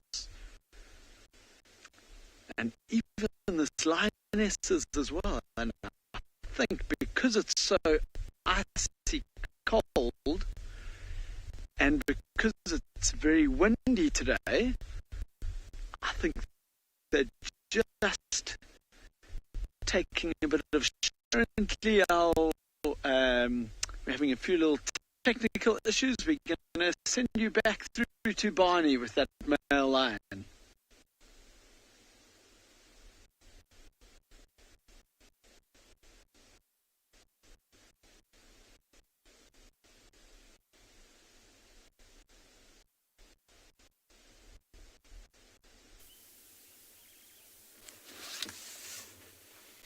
Sorry, guys. I'm sure we'll get to that feedback in a moment, but we are sitting here with some wildebeest that are slowly moving off and away from us. And they're also just enjoying the sunlight and the lovely lush green on this side of the world. We are on Rebecca's Road.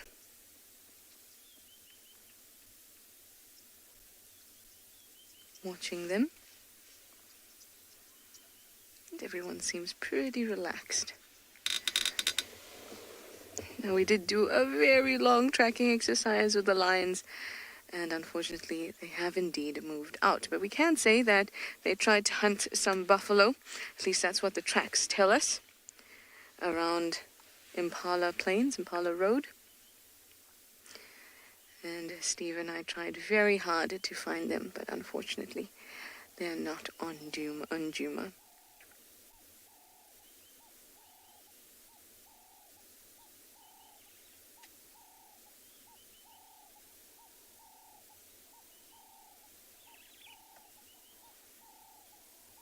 Beautiful. They are very pretty antelope.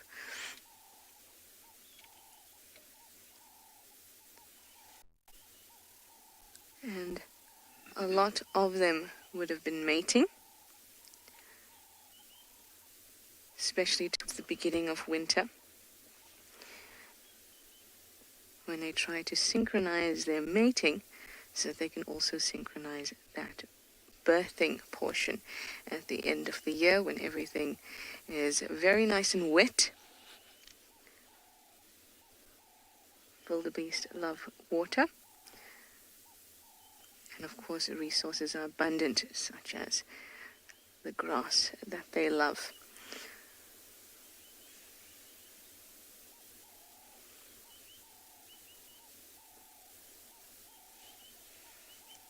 That's a similar strategy to what impala have, and that is to kind of saturate the whole area with their calves so that more calves survive the predators that are around. Okay, well, Steve has many guinea fowls. Let's go over and see just how many.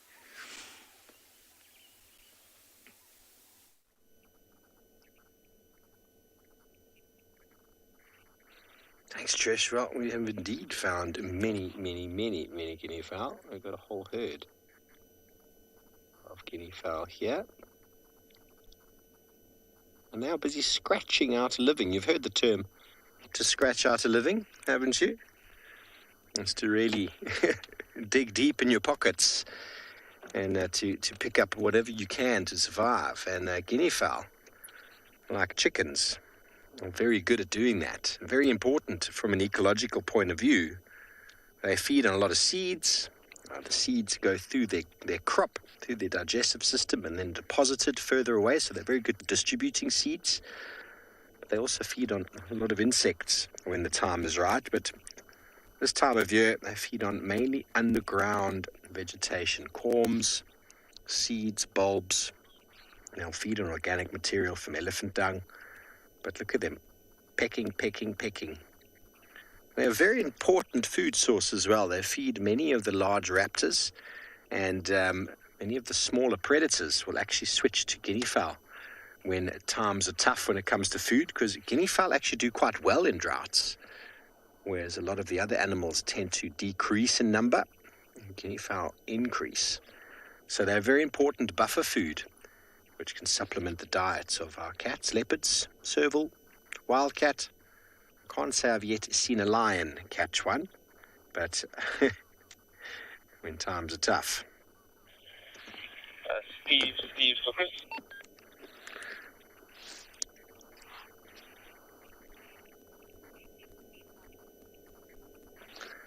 Hello, butterfly. They'll find a tree and they'll all jump up into the tree and just perch there, quite precariously, to be fair. They're not the best perchers, but like chickens, they elevate themselves off the ground and they try to find somewhere just off the ground to protect them against predators. Obviously, we've got the nocturnal predators in the form of owls as well as genets and cats that will be looking to catch a guinea fowl. And then early morning, down they come to feed, as they are daytime feeders, moving around in the mornings and moving into the shade as well as it gets a little bit hotter. This is, those who are unaware, the helmeted guinea fowl.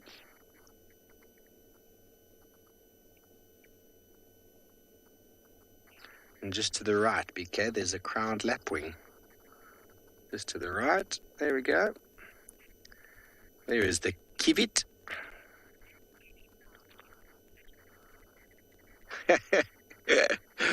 Dizzy, how many vicious chickens have you met in your life? Male guinea fowls do get quite territorial over their chicks, over their females. But, I mean, it's a different story altogether. When you look at chickens, chickens have been bred. When you look at viciousness of chickens, I think a lot of that's been with regards to the breeding that's taken place. Guinea fowl are species specific, and amongst themselves, yes, they do get quite sort of territorial, but it's a different affair altogether. They are not vicious towards humans. They run at the first sight of danger.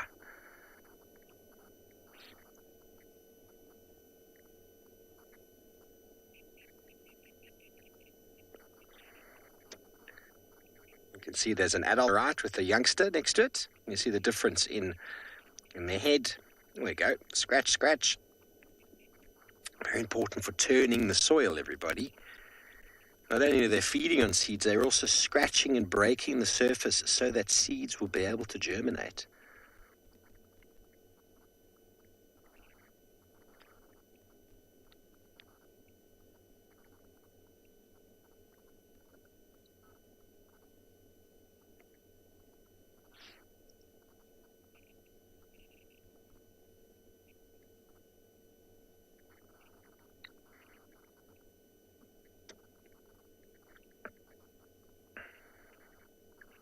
A pair of 2 guinea fowl can go up to 20 very quickly.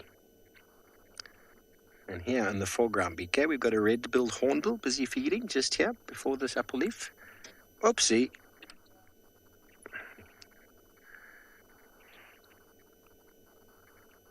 There is a red-billed hornbill doing what we call leaf flitting or sifting.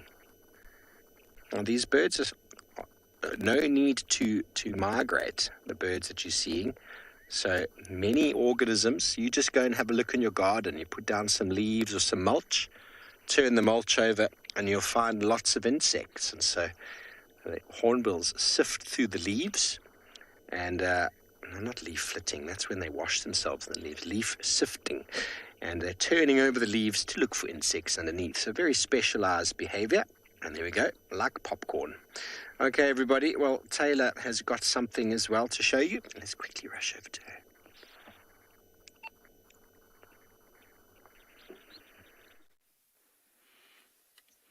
We do, Steve, we haven't moved off from these buffalo yet. We're actually really enjoying them this morning.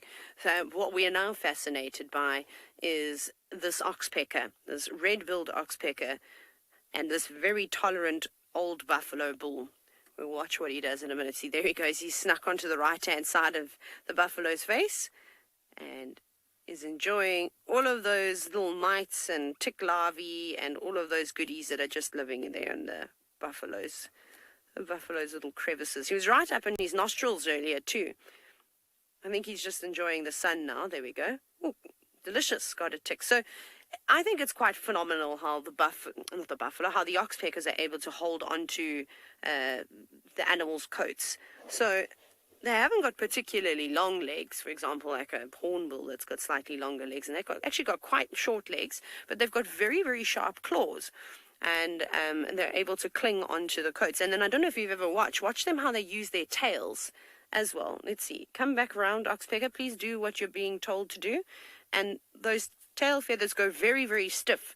And I definitely think that helps support the bird as it is clinging on. Look at that. Amazing. You wouldn't find a starling or a fork-tailed drongo being able to move around on its back like that. And now you can also see how hairy a buffalo is, because you don't often get these great close-ups, and they look like they do have quite smooth coats, but there's a fair amount of hair on that buffalo. It's quite coarse. Something else that's been fascinating that, again, with technology we've been able to work out is that people with these sort of camera traps that they set out in the bush have been capturing images of oxpeckers not doing what they're supposed to do at night. So instead of them going to roost in their natural cavities and, in the hollow of a tree, they've decided that actually we're just going to stick onto the animals. And it's been captured a fair amount on giraffe, where they'll actually cling onto the inside of the giraffe's back legs and then just sort of roost there and sleep for the night. So I think that's quite special. It's so clever. I can only imagine that obtaining the warmth from the buffalo is a more effective way to sort of to keep warm rather than living in a tree hollow. But there's a starling just to the right of that oxpecker on that branch that is perched next to the buffalo. Can you see it? Just down there to the buffalo that's on the right-hand side. There's a stick across its leg. To the left-hand side of the screen. No, go up. Not that one. There's another one. Go up left, other left. There we go. So the stick here, right by that buffalo's front leg. There we go. So I'm just helping Gert find it. There we go. Now, it's not going to jump onto the buffalo, but it is most likely going to try and catch some insects that are disturbed. But when I was working in the Eastern Cape, unfortunately, the red-billed oxpecker populations were eradicated due to a pesticide. And what I did see that was quite miraculous was watching Cape glossy starlings not quite hover, because we don't really have true hovering species of birds, barring the pied kingfisher and the black-shouldered kite, but would momentarily be able to keep itself still enough, and it would actually pull ticks off of the giraffe, which I thought was quite fascinating to see. I've never seen it anywhere else. So it's like they fulfilled the symbiotic relationship with the mammal species that oxpeckers would normally do. But I think it's been more than 10 years now that the oxpeckers have been reintroduced successfully on a game reserve called Shamwari in the Eastern Cape, and now most of the reserves between Grahamstown and Port Elizabeth are seeing oxpeckers again. But here, there's no problem. Yellow-billed oxpeckers and red-billed oxpeckers, of course, thrive. The bird's done eating now, again, just preening the feathers. Obviously got enough parasites to keep it going, and it has an opportunity to take a bit of a break. I suppose the work never stops, hey, for either of these mammal species. Constantly got to keep cleaning, constantly got to keep their coats clean. It's quite lovely.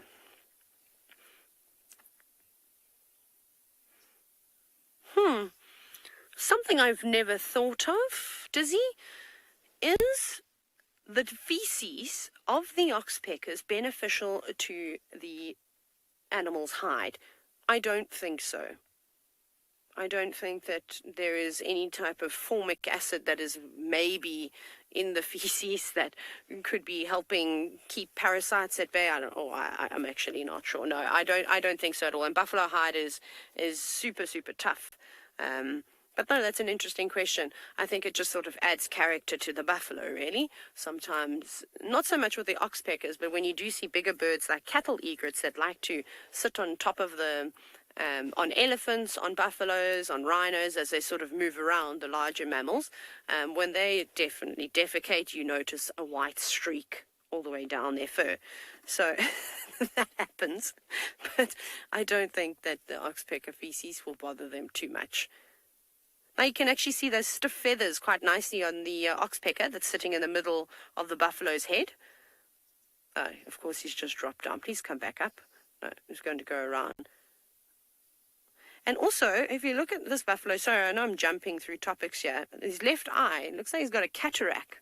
So I don't know if it can see so well out of that eye anymore.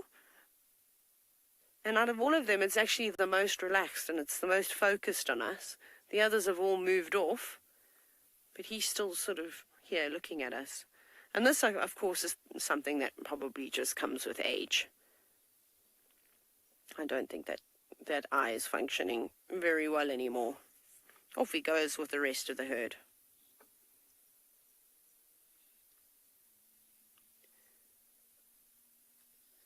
Speaking of dung, feces and scat, as we've been doing a lot of this morning, Steve has taken it upon himself to now show you some.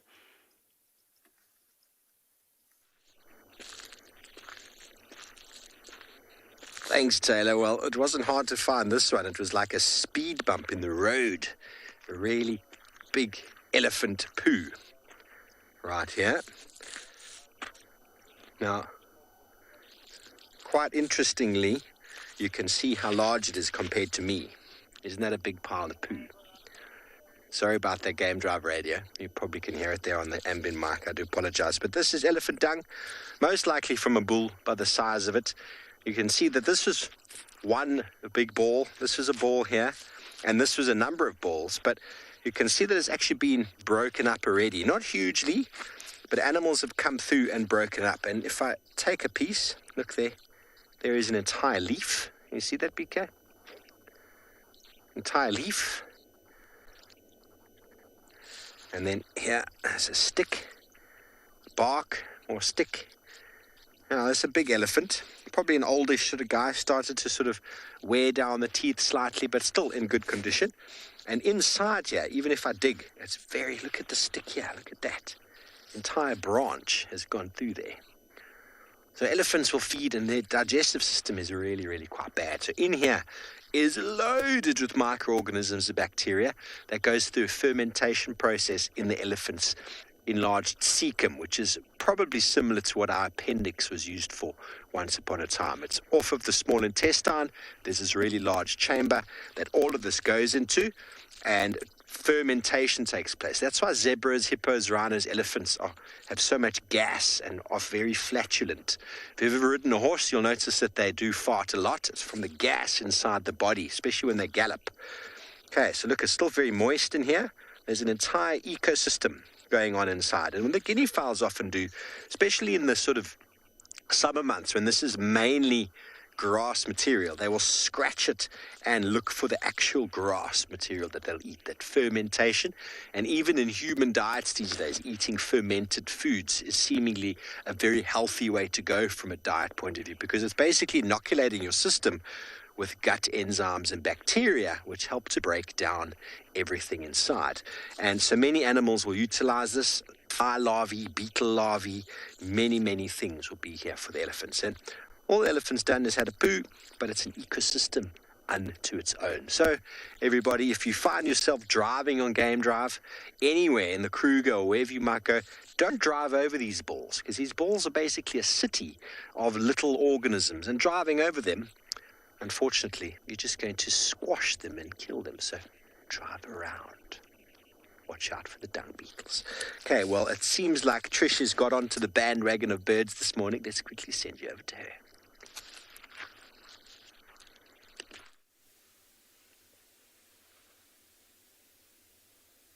It is. It's a very beautiful lilac-breasted roller. Also a little puffed up, trying to get as much heat as it can. Poor thing. It's sitting a beautiful marula that's lost most of its leaves. And it is watching the circus down below. It is a hornbill circus on that termite mound.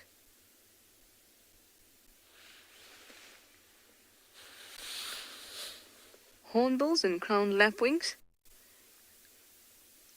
around this termite mound. Oh, there must be lots and lots of termites there.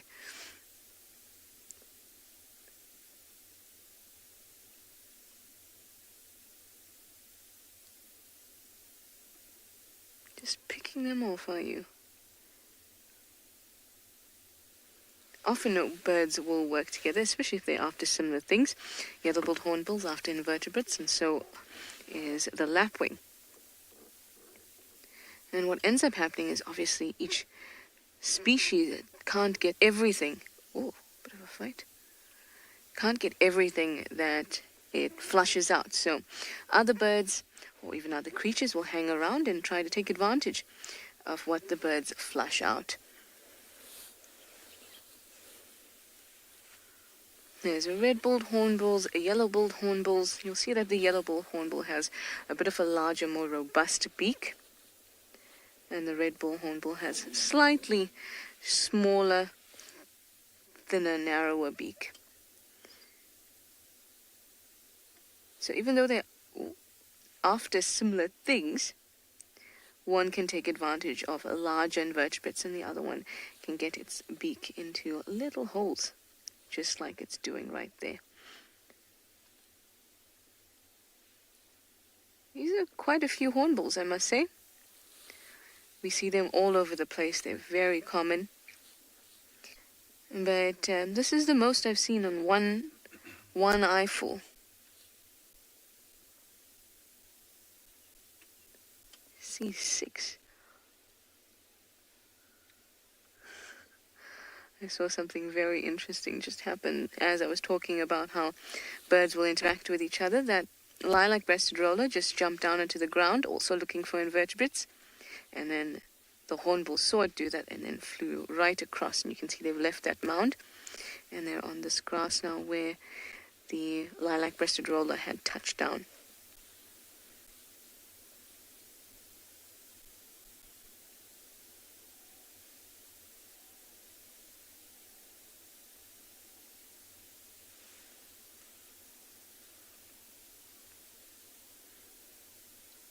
As the grass is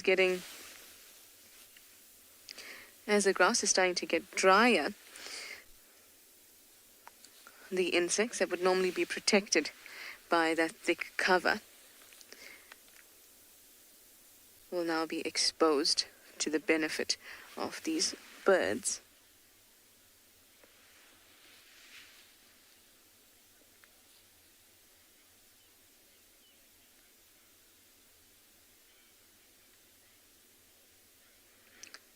Thomasy, you'd like to know if termites would move if their mound is frequently fed on.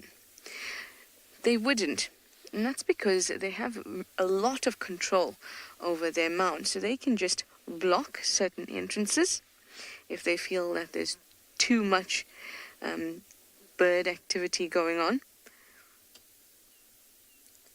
But also with all populations of animals, and even plants and trees, there's a certain amount of a population that needs to be fed on. That's how the whole ecosystem works.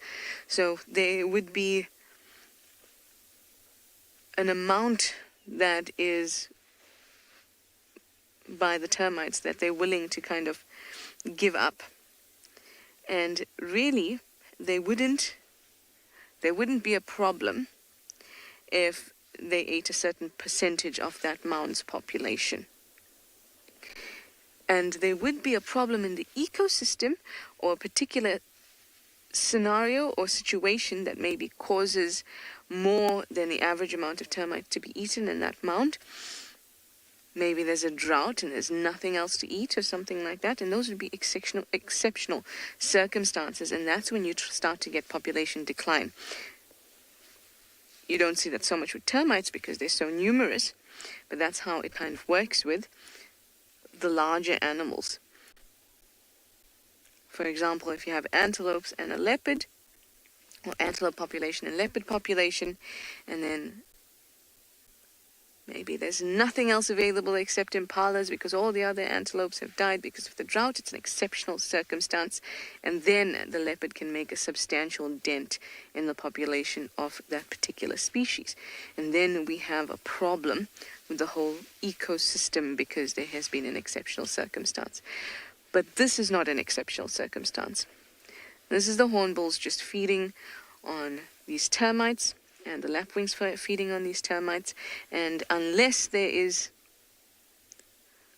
really something horrible going on, they are kind of able to sacrifice a certain amount of their mound, the population of their mound. It's the same with alates, the reproductive members or reproductive caste of termites.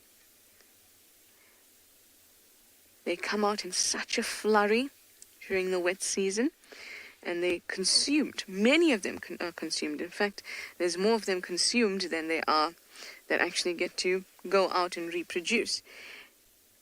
And the numbers of how many of them are actually released from the mound compensate for the fact that so many will be eaten. And many prey species compensate like that. Remember we were talking about the wildebeest earlier when I was with them, and how when they do reproduce and how they have this fixed breeding season so they can synchronize births around November, December. It's a similar thing. When they have this peak, then they saturate the predator activity. A predator can only take so many wildebeest calves, and that would mean that at that time perhaps more would survive because it's saturated. If the births were staggered, then so would the feeding of the predators.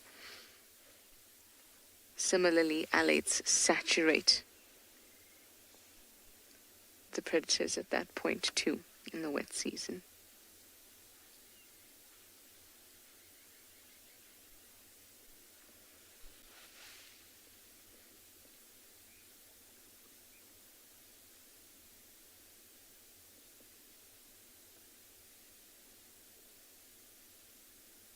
Interesting to watch that they actually fight quite a bit, especially amongst the hornbills. They're very charismatic creatures, these hornbills.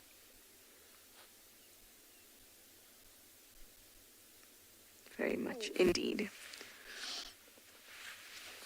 I am going to move towards Gallagher Pan.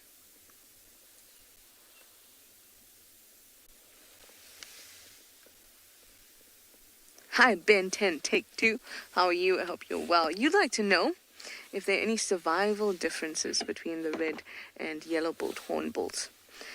The only real difference between them, apart from a slight size difference, is the beak. Of course, the yellow-billed hornbills have this thicker, more robust beak, which simply means that they can eat or take prey that's a little bit bigger than the red-billed hornbill can. So there's not a huge difference. But that slight difference is enough to make sure that each one of them have a sufficient niche so that each can survive and are not in total competition. When two species are in absolute competition and they don't have any subtle differences, then one will eventually kill off the other, or there just won't be enough resources to sustain both of those. So there's always just a tiny, slight difference. In fact, these hornbills are a good example of that.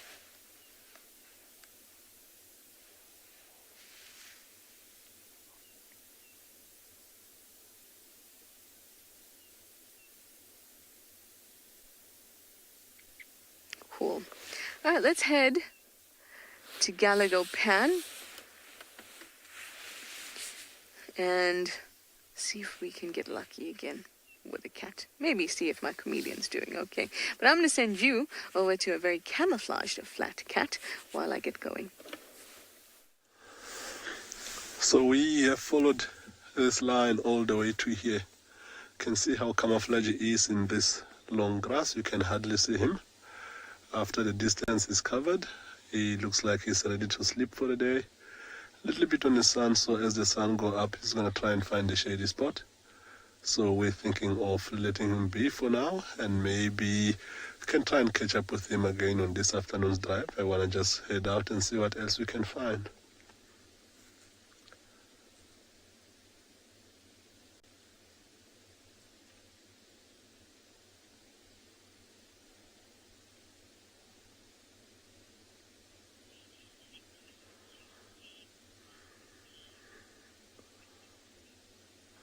So as we leave this guy lying down, we're going to hand you over back to Steve and see what he's got for us.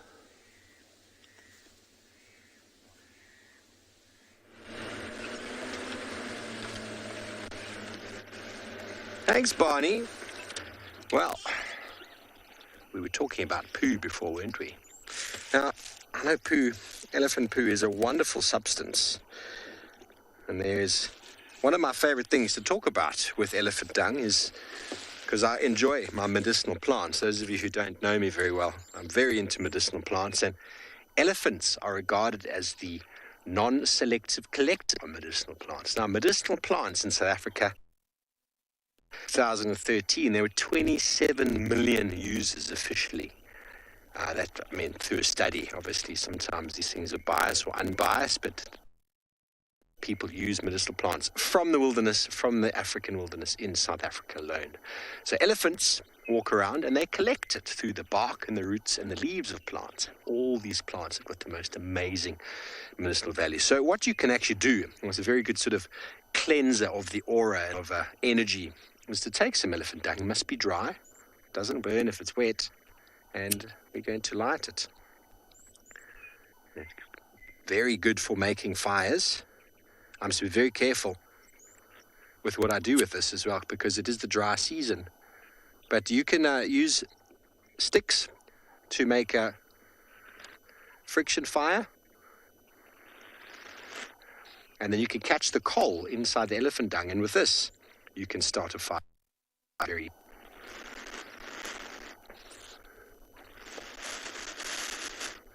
Have you ever heard of smudging? Smudging is when you basically cleanse the energy of something. So I'm going to smudge all of you lovely viewers out there. You ready? Here we come. Here's the smoke. Cleansing all of your auras, all of your energies. And wonderful. Now, by inhaling the elephant dung, it's actually been known very well to cure headaches. If you have a headache, you want to burn this, and it will cure your headache. There's so many different plants the elephant's been feeding. It's very hard to know exactly what's in there, but so many plants have got the property of cleansing. See how it's still burning? So you can actually go from one fire to another by keeping that going. Get to your next fire, and you want to start it up again. Isn't that incredible? So I've just cleansed myself. I'm feeling quite terrific now. I'm going to make sure that I put this out. BK wants me to cleanse him.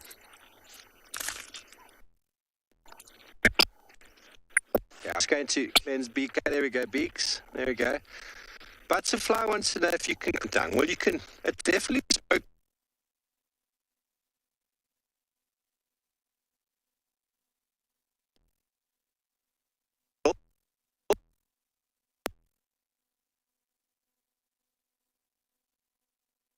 Make sure that I put. So we've just found. Those of you who were with us earlier when we were doing like the little ice cube thing, remember we were saying how this temperature is really affecting the little armored ground crickets and things like that, and I said they'll actually start, as the sun rises, they'll start climbing up into the bushes and trees. Well, here's an example exactly of what I was talking about. Look at them all on the ground at the bottom over here, and there's one there. So they're starting to do exactly that. This tree, in fact, with my hand on it, I can feel this bark is already starting to warm up really, really nicely, although the air temperature is really cold. And that relates back to what you were saying, where the sun's not warming the air, it's warming the substrate, it's warming the sand, it's warming objects, and that is what actually generates a little bit of temperature in the air itself. So that's why these little armored ground crickets, and there's very, very few around now compared to what there were earlier. I'm just looking at this weird looking tree. It's actually called Cadaba aphylla. It's a very striking bush that we get out in this environment. It's like this gnarly, old, weird shaped bark over here. One of our other guides was talking about medicinal plants in South Africa. This one is a potent laxative. So we're not going to be trying it. But the interesting thing about this, and I'm just looking at another plant that's going inside it here. And Jeandre, I don't know if you're going to actually be able to get in there. You see this one over here. I don't know if you can see past these other, it's got these tiny little round leaves on it. You got it there? So this is called a mistletoe. Anyone that's interested? No, I'm just kidding. But these mistletoes are super important for birds.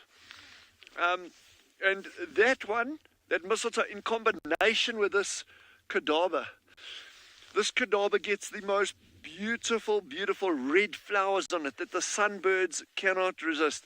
When they're in flower, these bushes just get covered in dusky sunbirds, and Morocco sunbirds are the two common species that we get here, and they go crazy over this. And then these mistletoes, they get these beautiful little red, bright orange berries, and super important for birds. Neither of them have flowers or fruit at the moment, but that's just out of interest. And then looking at this bush clump that we got here, now I'm kind of like going off on a bit of a tangent here, but in this bush clump here, then you got this little one here called a honeythorn. This is a super important plant, probably one of the most important genera is called Lycium. Those of you who enjoy your health foods may know a berry called wolfberries. It's marketed, branded as wolfberries from Europe and Asia. It's exactly the same genus as this. Lycium, I don't know what the species is. This is Lycium hirsutum. It's called a honeythorn. Some people call it a river thorn. Here we know it as a honeythorn. Incredibly sweetly scented flowers. They are minuscule little things in spring, but they got this strong honey scent to them.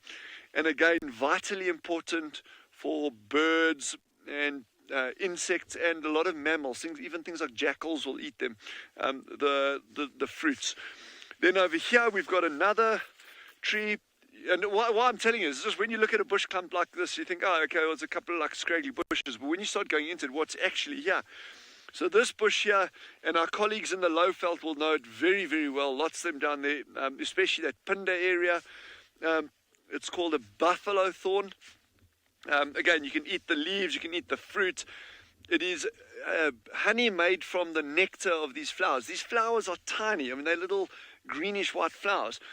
But honey that is made from the nectar of these is one of the best flavored honeys, certainly that I've tasted in southern Africa. And again, you can eat the fruits. Called a buffalo thorn. Buffalo love staying in these thickets. Even the dried leaves are highly nutritious. So that's just kind of like as a random stop and say, well, here's a tiny little bush clump. It's probably 3 or 4, like say 4 meters across by, let's say, the same width. But look at the diversity just in here. And that's not even like going into like the little grasses and things. And, you know, if we had to dig underneath there, you'd probably find a whole lot more as well. And yeah, here's your waxberry as well. You know, these little waxberries, these little plants, we did a very brief thing on them the other day. Again, super palatable, and they normally get a little bit taller. You can actually see them growing up inside this thicket, how high they get inside here. Super palatable. Oh, wait, here's actually some berries. Hold on. I got it. Okay. I'm going to come a little bit closer here for you. And this is why they're called waxberries. You get some, you got these on it. Those tiny little fruit. I know it is so super small, but look at those fruit. They look like wax. And that's what a lot of these things will be eating, including the armored ground crickets. Speaking of which, I just found one here who's like, there's like a beginning of the season ground cricket.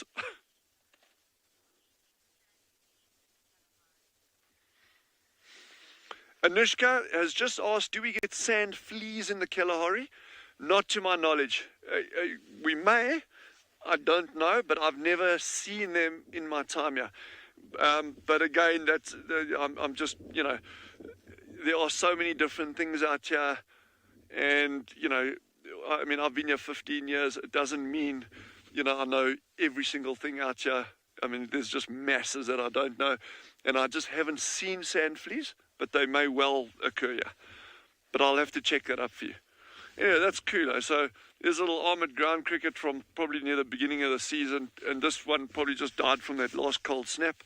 And then there's the other ones warming themselves up. Yeah, so there's waxberries.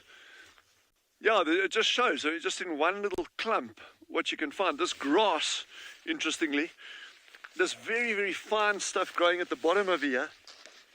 Let me grab a nice example there. It's all dying off now. This is it's one of the common names is called it's called a love grass. I'm losing my ear there. And this is a very, very important nesting grass for a lot of birds out here, especially I'm trying to see if I can actually see a nest somewhere close by to show you. For the wax balls and what we call these Bart monarchies, these scaly feathered finches, these tiny little birds, and they put their nests in the acacias, in these thorn trees, and they're normally very, very distinctive. If I see one, we'll actually stop and have a look. There should be one around here somewhere. Anyway, we'll find one for you and we can have a look.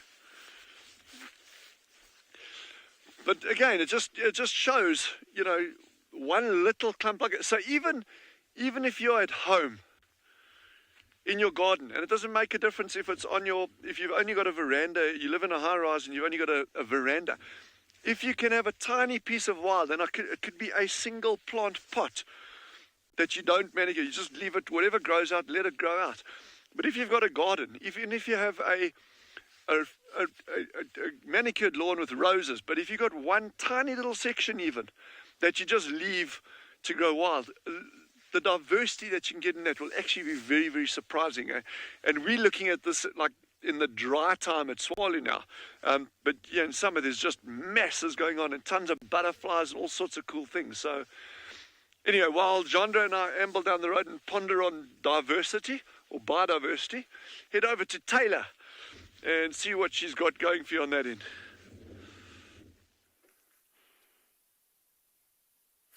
We are indeed, and we searched, and then Dylan, as you said, you should just stop and look around. We did, and look what we found. Amazing. A giraffe just standing amongst all the trees.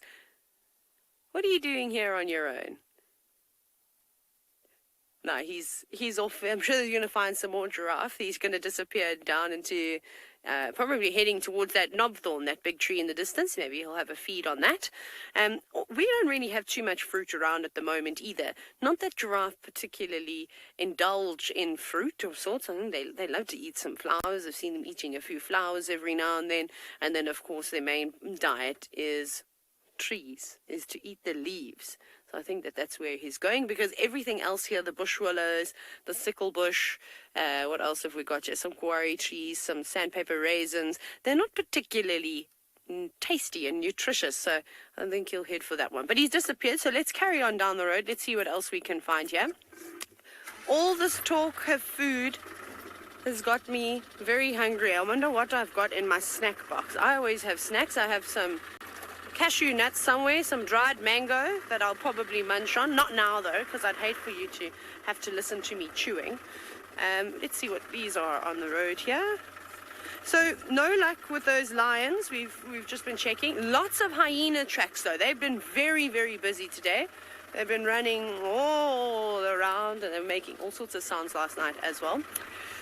So this is a really great section though, because we're just driving along the edge of a little drainage line here.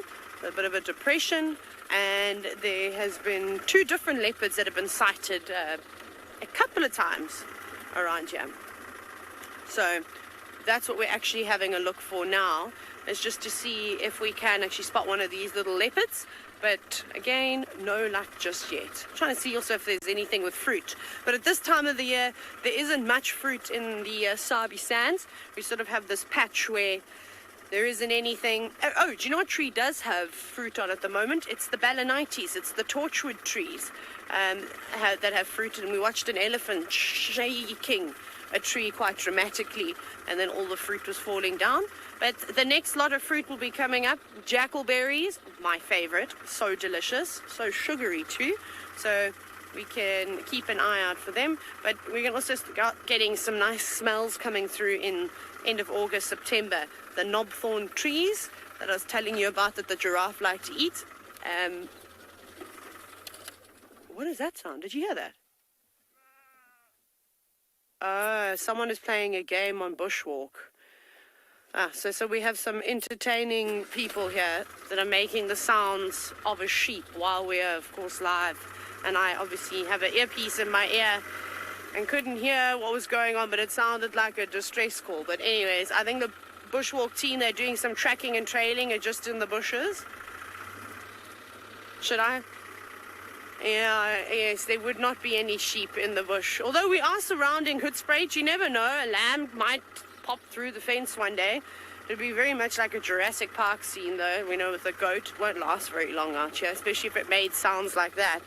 But I think that was a Norman that's making those noises. So Norman is an instructor at eco training, but he is also an assessor for tracking and trailing, which is obviously a very important skill to have. I'm not very good at it, so I'm going to have to go for lessons. But it's crazy how you hear these sounds over the rumbling of the engine. What have we got here? Yes, Alex, animals do get hiccups. I've heard lions with hiccups. Mainly the cats I've seen with hiccups. I mean, my dogs used to get hiccups every now and then too. I'm trying to think, I don't know if can an elephant get hiccups? Maybe. I'm not sure. I have not heard all the animals get hiccups before. I'm just trying to see if there's any nice tracks on the ground that we can have a look at. It seems as though the bushwalk team has already been walking around here, so we're just going to have lots of footprints. No, nothing there, I'm afraid. What else can we look at? It's not even one bird in sight. Can you believe it? This is so typical of the animals. But we're gonna get to a little point around the corner now, where it sort of hugs the drainage line. So perhaps this is where we can find a little bird party. Haven't been able to do too much birding with you. I'm just going to tell you lots of stories now.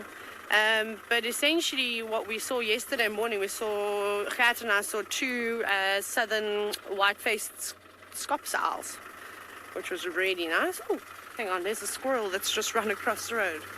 I think it was a squirrel. Let's have a look. Where are you? Going to stop just up here and then we'll scan in the trees.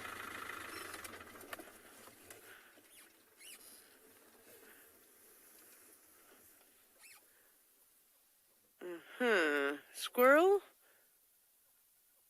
No, just a little hornbill playing some tricks on us. I can hear it going cock, cock, cock, cock.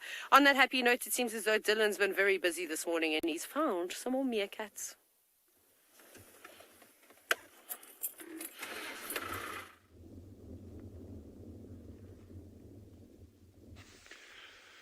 So as we've been bumbling around, we've just got this group of meerkats. I don't know if it's one of our habituated groups. It's at a burrow system I don't know about. So it could also just be a completely different wild group. So we're sitting at 100 yards from them. So, that's why they're just ignoring us completely, even if they are wild. Or when I say wild, all our groups are wild, but an unhabituated group. So even if they are unhabituated, they probably just wouldn't run away in that. Albeit disturbed, but they seem quite relaxed. It could be one of the habituated groups. I'd have to check with our habituators. But it's interesting to note now, our time, it is almost 9 o'clock, and they're still at the burrow systems. That gives you a good indication of the low temperatures that were reached in the early hours of the morning now. Of course, the challenge for these little things, remember we were talking about body surface area earlier, and in cold temperatures like this, how fast they can lose body heat and how they need to keep it going. So the challenge for them in a point like this is saying, well, what is that cut-off point where they can stay inside a burrow if it's very, very cold? But if that goes on for 2 days, 3 days, 4 days, they do need to get out and forage, regardless of how warm it is in the burrow. They can't just keep losing energy without replacing it. So, there will come a point in saying, well, okay, we need to go foraging, and off you go. But then that also has another side to it as well. It's like your habitat quality becomes critical then, because, if they've been functioning or operating in an area where there's not that much food available, or they're battling to get food for the group, then you can start losing members in a colony. And those will tend to be older ones or very young ones, any animal that's compromised in some way. So it could be an injury, it could be disease, it could be very, very old animals, things like that. But, just the fact that these ones are still sitting here now probably tells you that does indicate that quality of the habitat is good in terms of prey items for these little predators. If you walk around here, there's lots of little scorpion burrows and things, so I don't think certainly not battling for food at the moment now. But as the season progresses, that could become more and more of a challenge for them.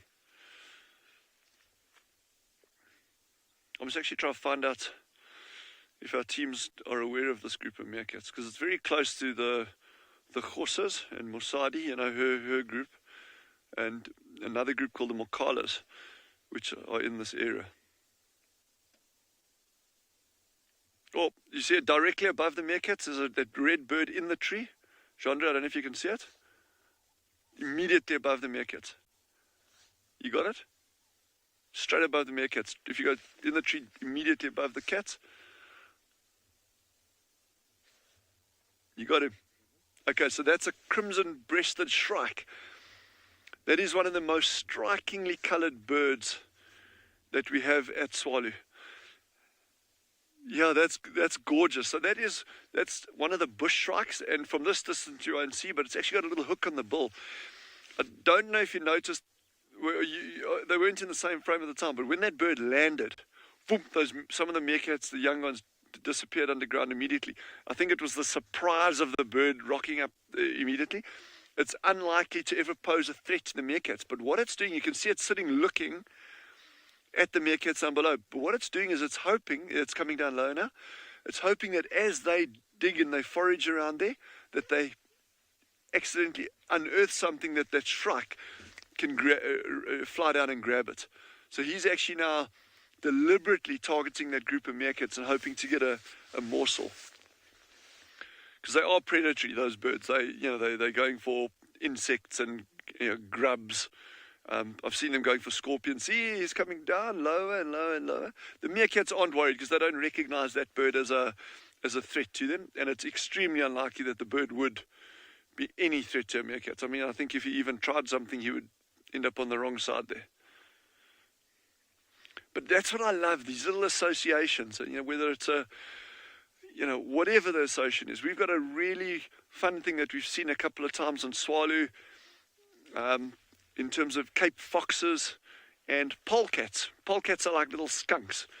Looks like it's a little black and white thing that looks very, very much like a skunk, just smaller. And they've actually been seen following Cape foxes around. We don't know exactly what the link there is, but it's almost certainly got to do with a feeding thing. As the foxes are digging up little mammals, the polecats can get a chance of going for it.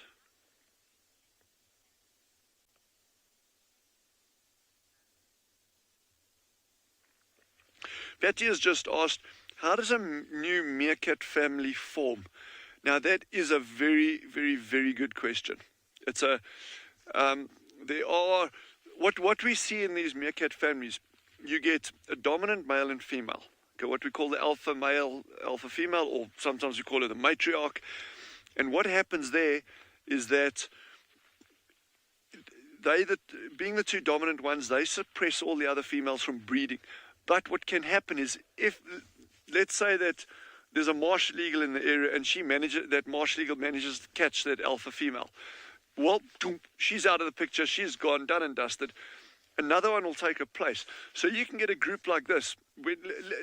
Let's assume this is one of our habituated groups, and we say, okay, this is the Mokalas over here, named after these camel thorn trees. But it doesn't necessarily mean that they're a new group, and we've only just recently found them. The Mokalas could have been habituated for over 10 years, or 5 years, or 2 years, whatever. And that leadership has changed multiple times over that. So the ones that we started habituating originally are not the same individual animals that we're seeing now. So that group could have just been continued successive generations. So those family units are very, very stable. But leading back to your question, the other way that this happens is when they're starting a new colony, you get these splinter groups. So the young males, young females can move away from these groups and they'll link up with other youngsters. that have been splitting up from other groups, they can form a new colony and they'll dig their burrows or take over spring air burrows and just modify them. Squirrel warrens, meerkat burrow, mongoose burrows, things like that. The other thing that happens, and we see it very, very frequently, is that individuals that move away from one group, they will try join up with another group that's already established. And that creates that gene flow, that genetic transfer between the different groups. So there are different ways that they function. So you've got that inherent stable family group that with just successive generations. You've got other individuals that keep kind of like worming their way into those groups, which creates a genetic diversity there. And you can get that the group split and then joining up together, you know, from other ones that are split off from other groups. So there's different ways around that. But that's an interesting question.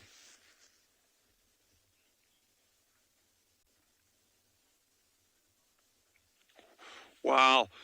Cobalt, so there's a question that I don't know the answer to offhand, and I will look that up.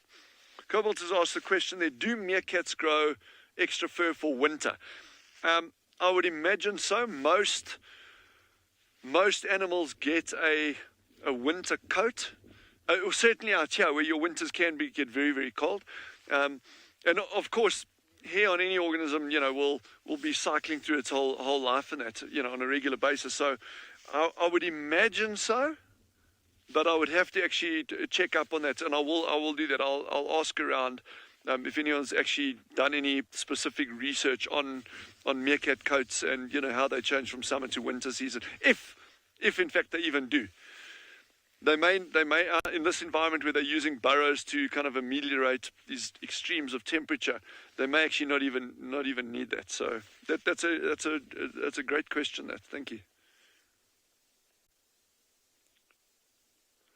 It's finally like we're probably sitting now at about 7 or 8 degrees, so the temperature's maybe a little bit more. Temperature's picking up now. So I'm very happy about that. We can like feel our fingers and toes. Those of you who are wondering, you can also see Jandra and I are still looking after Mel.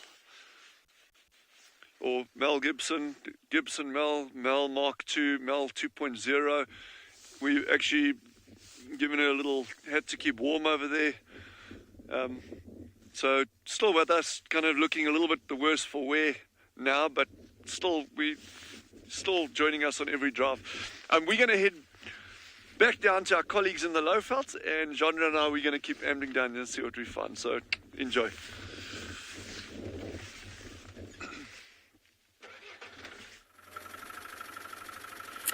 Right. Hello again.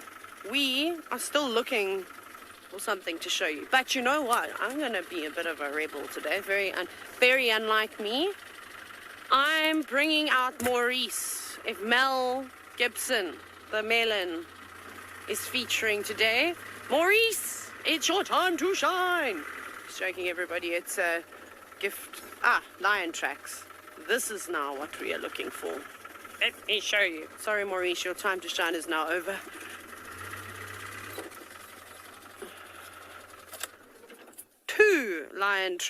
Two sets of lion tracks. Right, let me get untangled. Oh no, I've got to unplug the wrong one. Sorry, this is always very exciting.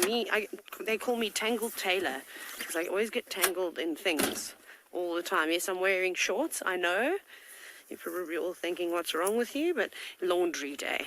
I don't have anything else. Okay. And I still have one glove on. Right.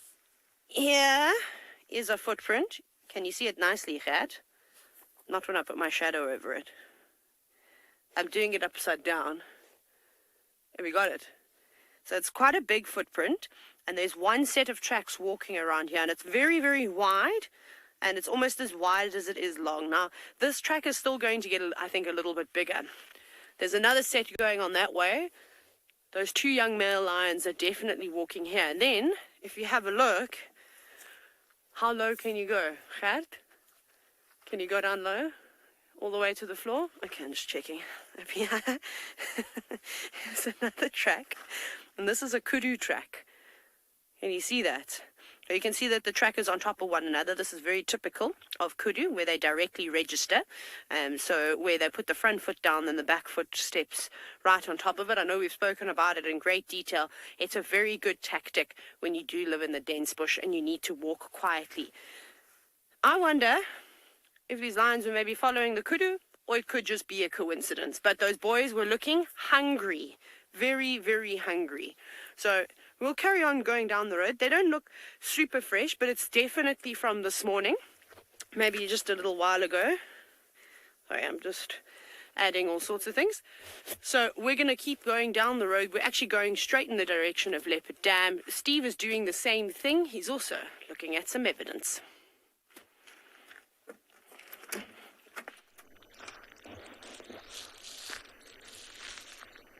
I am indeed, Taylor. We have found some wonderful tracks walking in this direction on the road. A very large animal. Haven't shown any of these tracks for some time. And it's a male.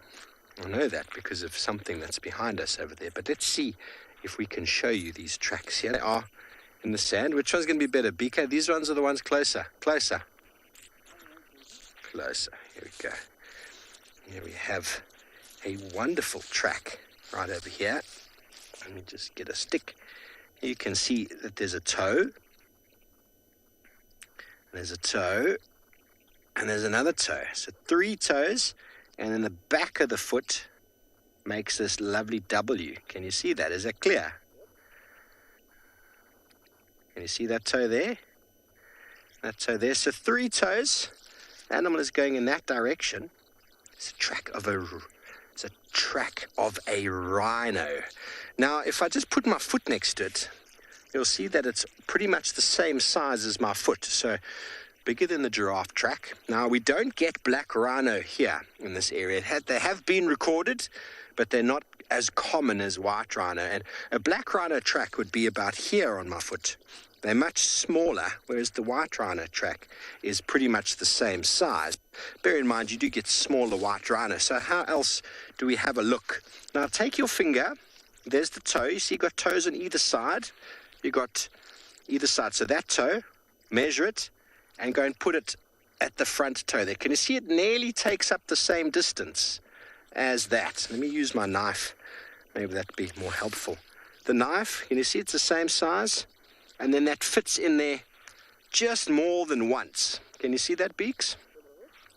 Whereas a black rhino, this toe over here is so small, you could take this toe and you could fit it in to the front of the toe twice. Okay. Also, with the white rhino has got a W at the back. How lovely for white. So there we go. White rhino track. Very easy to determine the difference between them. There's a couple other differences in the fact that the black rhino track's a bit more squashed. The distance between this toe here is quite pronounced. If this toe is quite small, so black rhino track, that is not a black rhino track. I'm not even going to try to draw you a black rhino track. I'll probably show you one in a book. It's much better to do that, but far smaller. White rhino track gets up to 30 centimeters. Black rhino track, maximum 24. Now, 6 centimeters, everybody, is a lot. Now, you might be wondering why I also only have one glove. I lost one. So, one is better than none. And I actually wear 3. I have 3 gloves. We are buddies.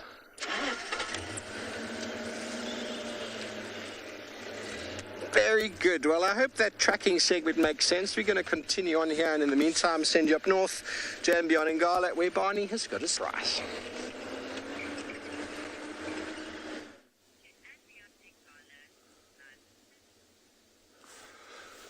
So we have successfully, just as we left that male, driven a little bit of a distance to the southwest.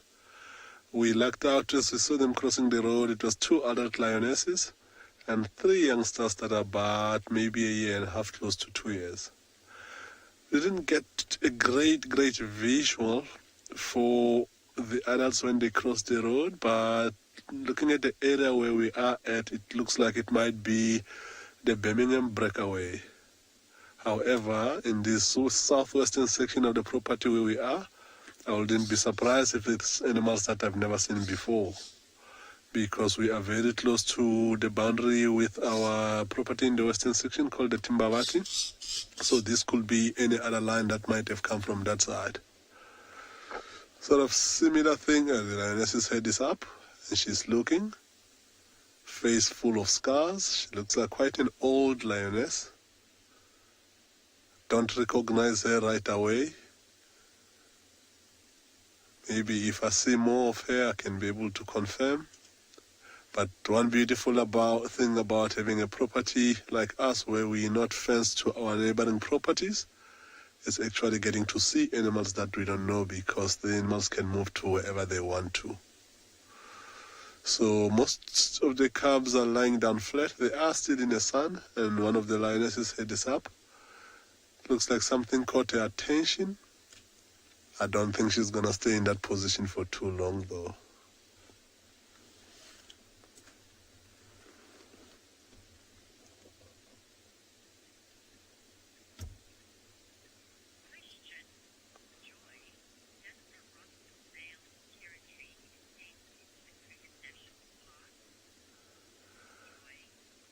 Joy, the Rossman's territory is very big. It doesn't go into the Kruger, but it goes into our other neighboring property called Manyereti, cut through our property all the way to the western part of our property into the Timbawati, which is where they originally came from. The Rossman's territory, if this is part of the breakaway pride, they are controlling both prides, the Birmingham pride and the breakaway pride, which means that these cubs that are sitting in front of us now will be the offspring of the Ross males if this is the part of the Birmingham breakaway. However, their territory in the last 3-4 months has started to be squashed slightly by other males that have been challenging them. So it's not as big as it used to be when they first got here about 2.5 years ago.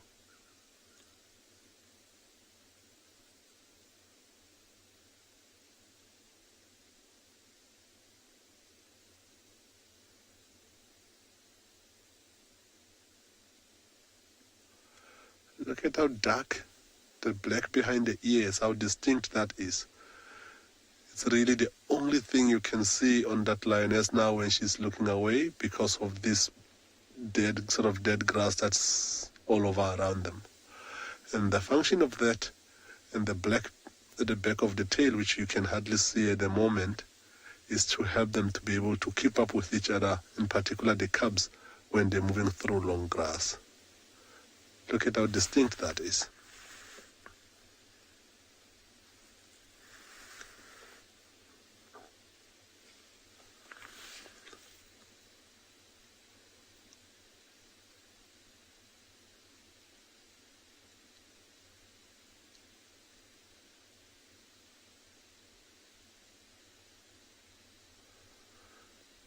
It does look like this is going to be it for them for the morning.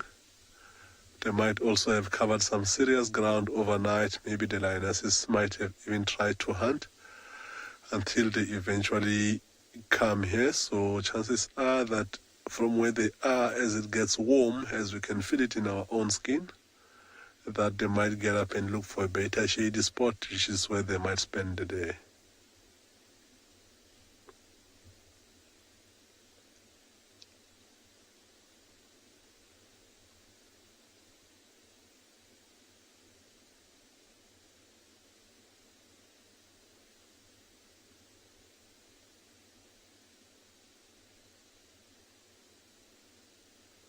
Very quiet out here, huh?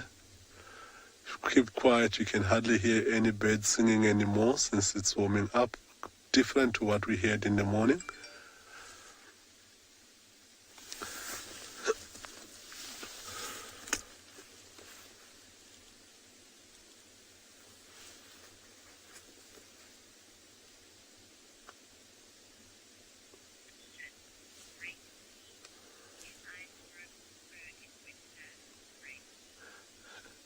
Gracie, thanks for a nice question.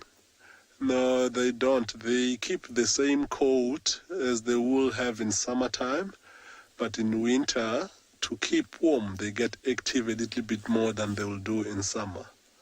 Whereas in summer, they're active because it's so warm and they've got that same winter coat. They're much less active, in particular in the heat hour of the day, which is why they're mostly active at night when it's nice and cool.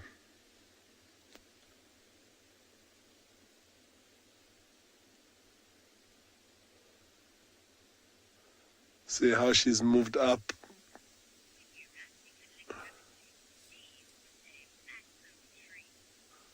Cool, so see how she's moved up slightly onto just a little bit of a shade that's there. And she's now lying down there. I think that will be it for her for the day. And I think the rest of the cubs might get up and go close by. But we're going to hand you over to Steve to go have a look at the massive tree.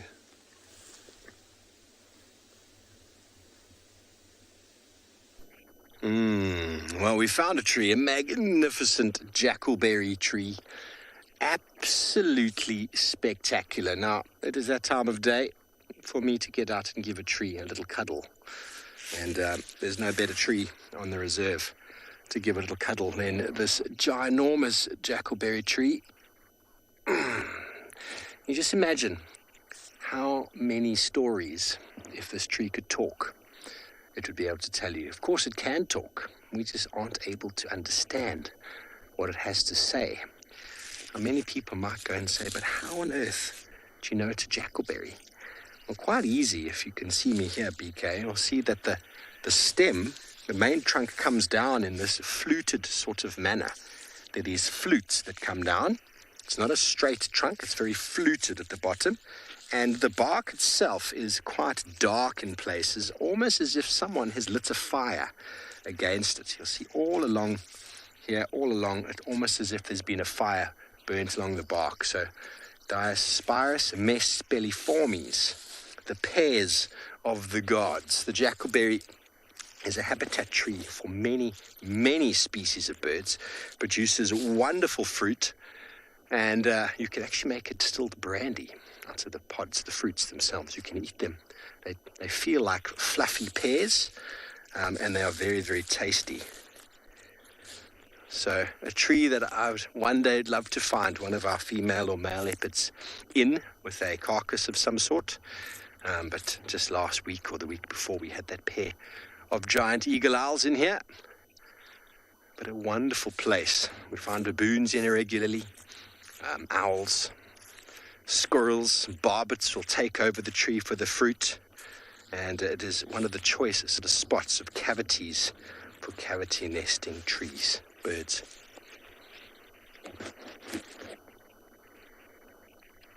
Hello, Perlin. You want to know how all of these trees ended up where they did? Well, Perlin, we spoke about the guinea fowl earlier. And the guinea fowl will pick up grass seeds and they'll move around and deposit them through their poo. We saw the elephant dung. I found quite a few pieces of elephant dung. Now, elephants will pick up fruit, and baboons will pick up fruit, many birds will pick up fruits, and they'll move off away from where they ate them, and they'll deposit them in their dung. Now, that is distribution by birds or distribution by animals. So there's other distribution methods. We are also along a dry river system, so this system sometimes flows with water. Seeds get picked up by water and float downstream. But also you get wind distribution of some plants. But a majority of the ones we're finding around here these days have been moved around through the dung of animals. Fruit-eating birds, a term known as avicory, the distribution via birds, or zoocory, the distribution via animals. Now, some of them have the ability to pop and shoot their seeds on their own, and that would be a term called autocory. And then we also get hydrocory with water, and then aerocory with the wind. My favorite of all, though, is that of fire. Many of our fynbos plants rely on fire for distribution, or at least germination, and that is called the phenicocory. You can imagine the phoenix coming out of the flames, phenicocory, and one that is very important for many grass seeds out here and is extremely important in the fynbos of South Africa is ants. Ants will remove seeds from the surface of the ground and take them underneath, and they'll be stored at different levels, and fire will always burn the ground, and fynbos is very reliant on fire. Different depths, different seed levels, different heats will result in a very high diversity. And the fynbos biome, with over 9,000 plants we find down in the Western Cape, is the most diverse biome in the world. And that is because of the very well adapted seed distribution as well as plant pollination by many, many, many different organisms. And remember, everybody, we are live and interactive, and any questions that you have for the final moments of the show. Also, if you find the time and the inclination, please feel free to go to the link below. Any support is most welcome, so we can continue to bring you wild and wonderful images from the African wilderness.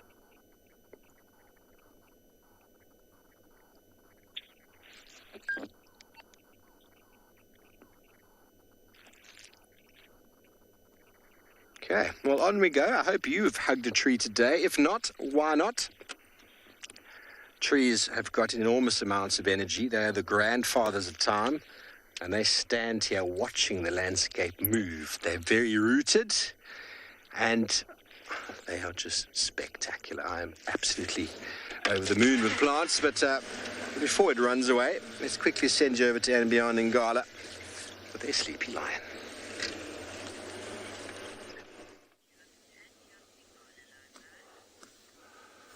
So these lines, as indicated earlier, they look like they're all settling down. It's just one of the young males out of these cubs who is still grooming a little bit, still a little bit exposed into the sun, enjoying the last bit of a hot sun before he heads to the shady spot. Looking at the yawn, looks like he's ready to get up and join the rest in that nice shade where they are. And we probably gonna start thinking about leaving them soon, and looking at the fact that it's only 2 lionesses, even if they are part of the breakaway Birmingham, down where they are, they might have been trying to hunt, but at the same time maybe looking to reunite with the rest of the pride. The distance that they are on, when that Ross male was calling, they're most likely to have heard him, but the lionesses are most likely not to respond to that, because once he's back with them, sneeze coming from the young male there, looking like he's carrying on grooming. So they're not going to respond that easily to him, back to our story, because if he's with them, if they kill something small like an impala, the females and the youngster themselves might not get anything. So they're going to try and keep a low profile away from him. But they themselves might have also been trying to use a low-tone contact call, as we were talking about it earlier, to try and reunite with the rest of the pride.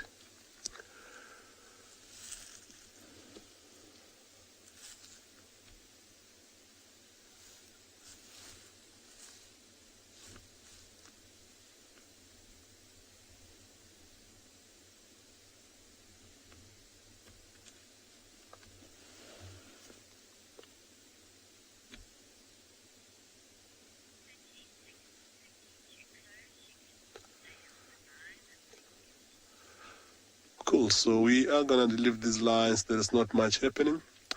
And thank you very much to all the viewers who tuned in this morning. I hope you enjoyed a lot of stuff that we see. It was quite cool to follow through that male line heading through the thick bush and crossing the riverbed, and to end it off with these lionesses here. And hopefully you'll tune in again, join us this afternoon for our afternoon drive. Thank you very much and enjoy your day.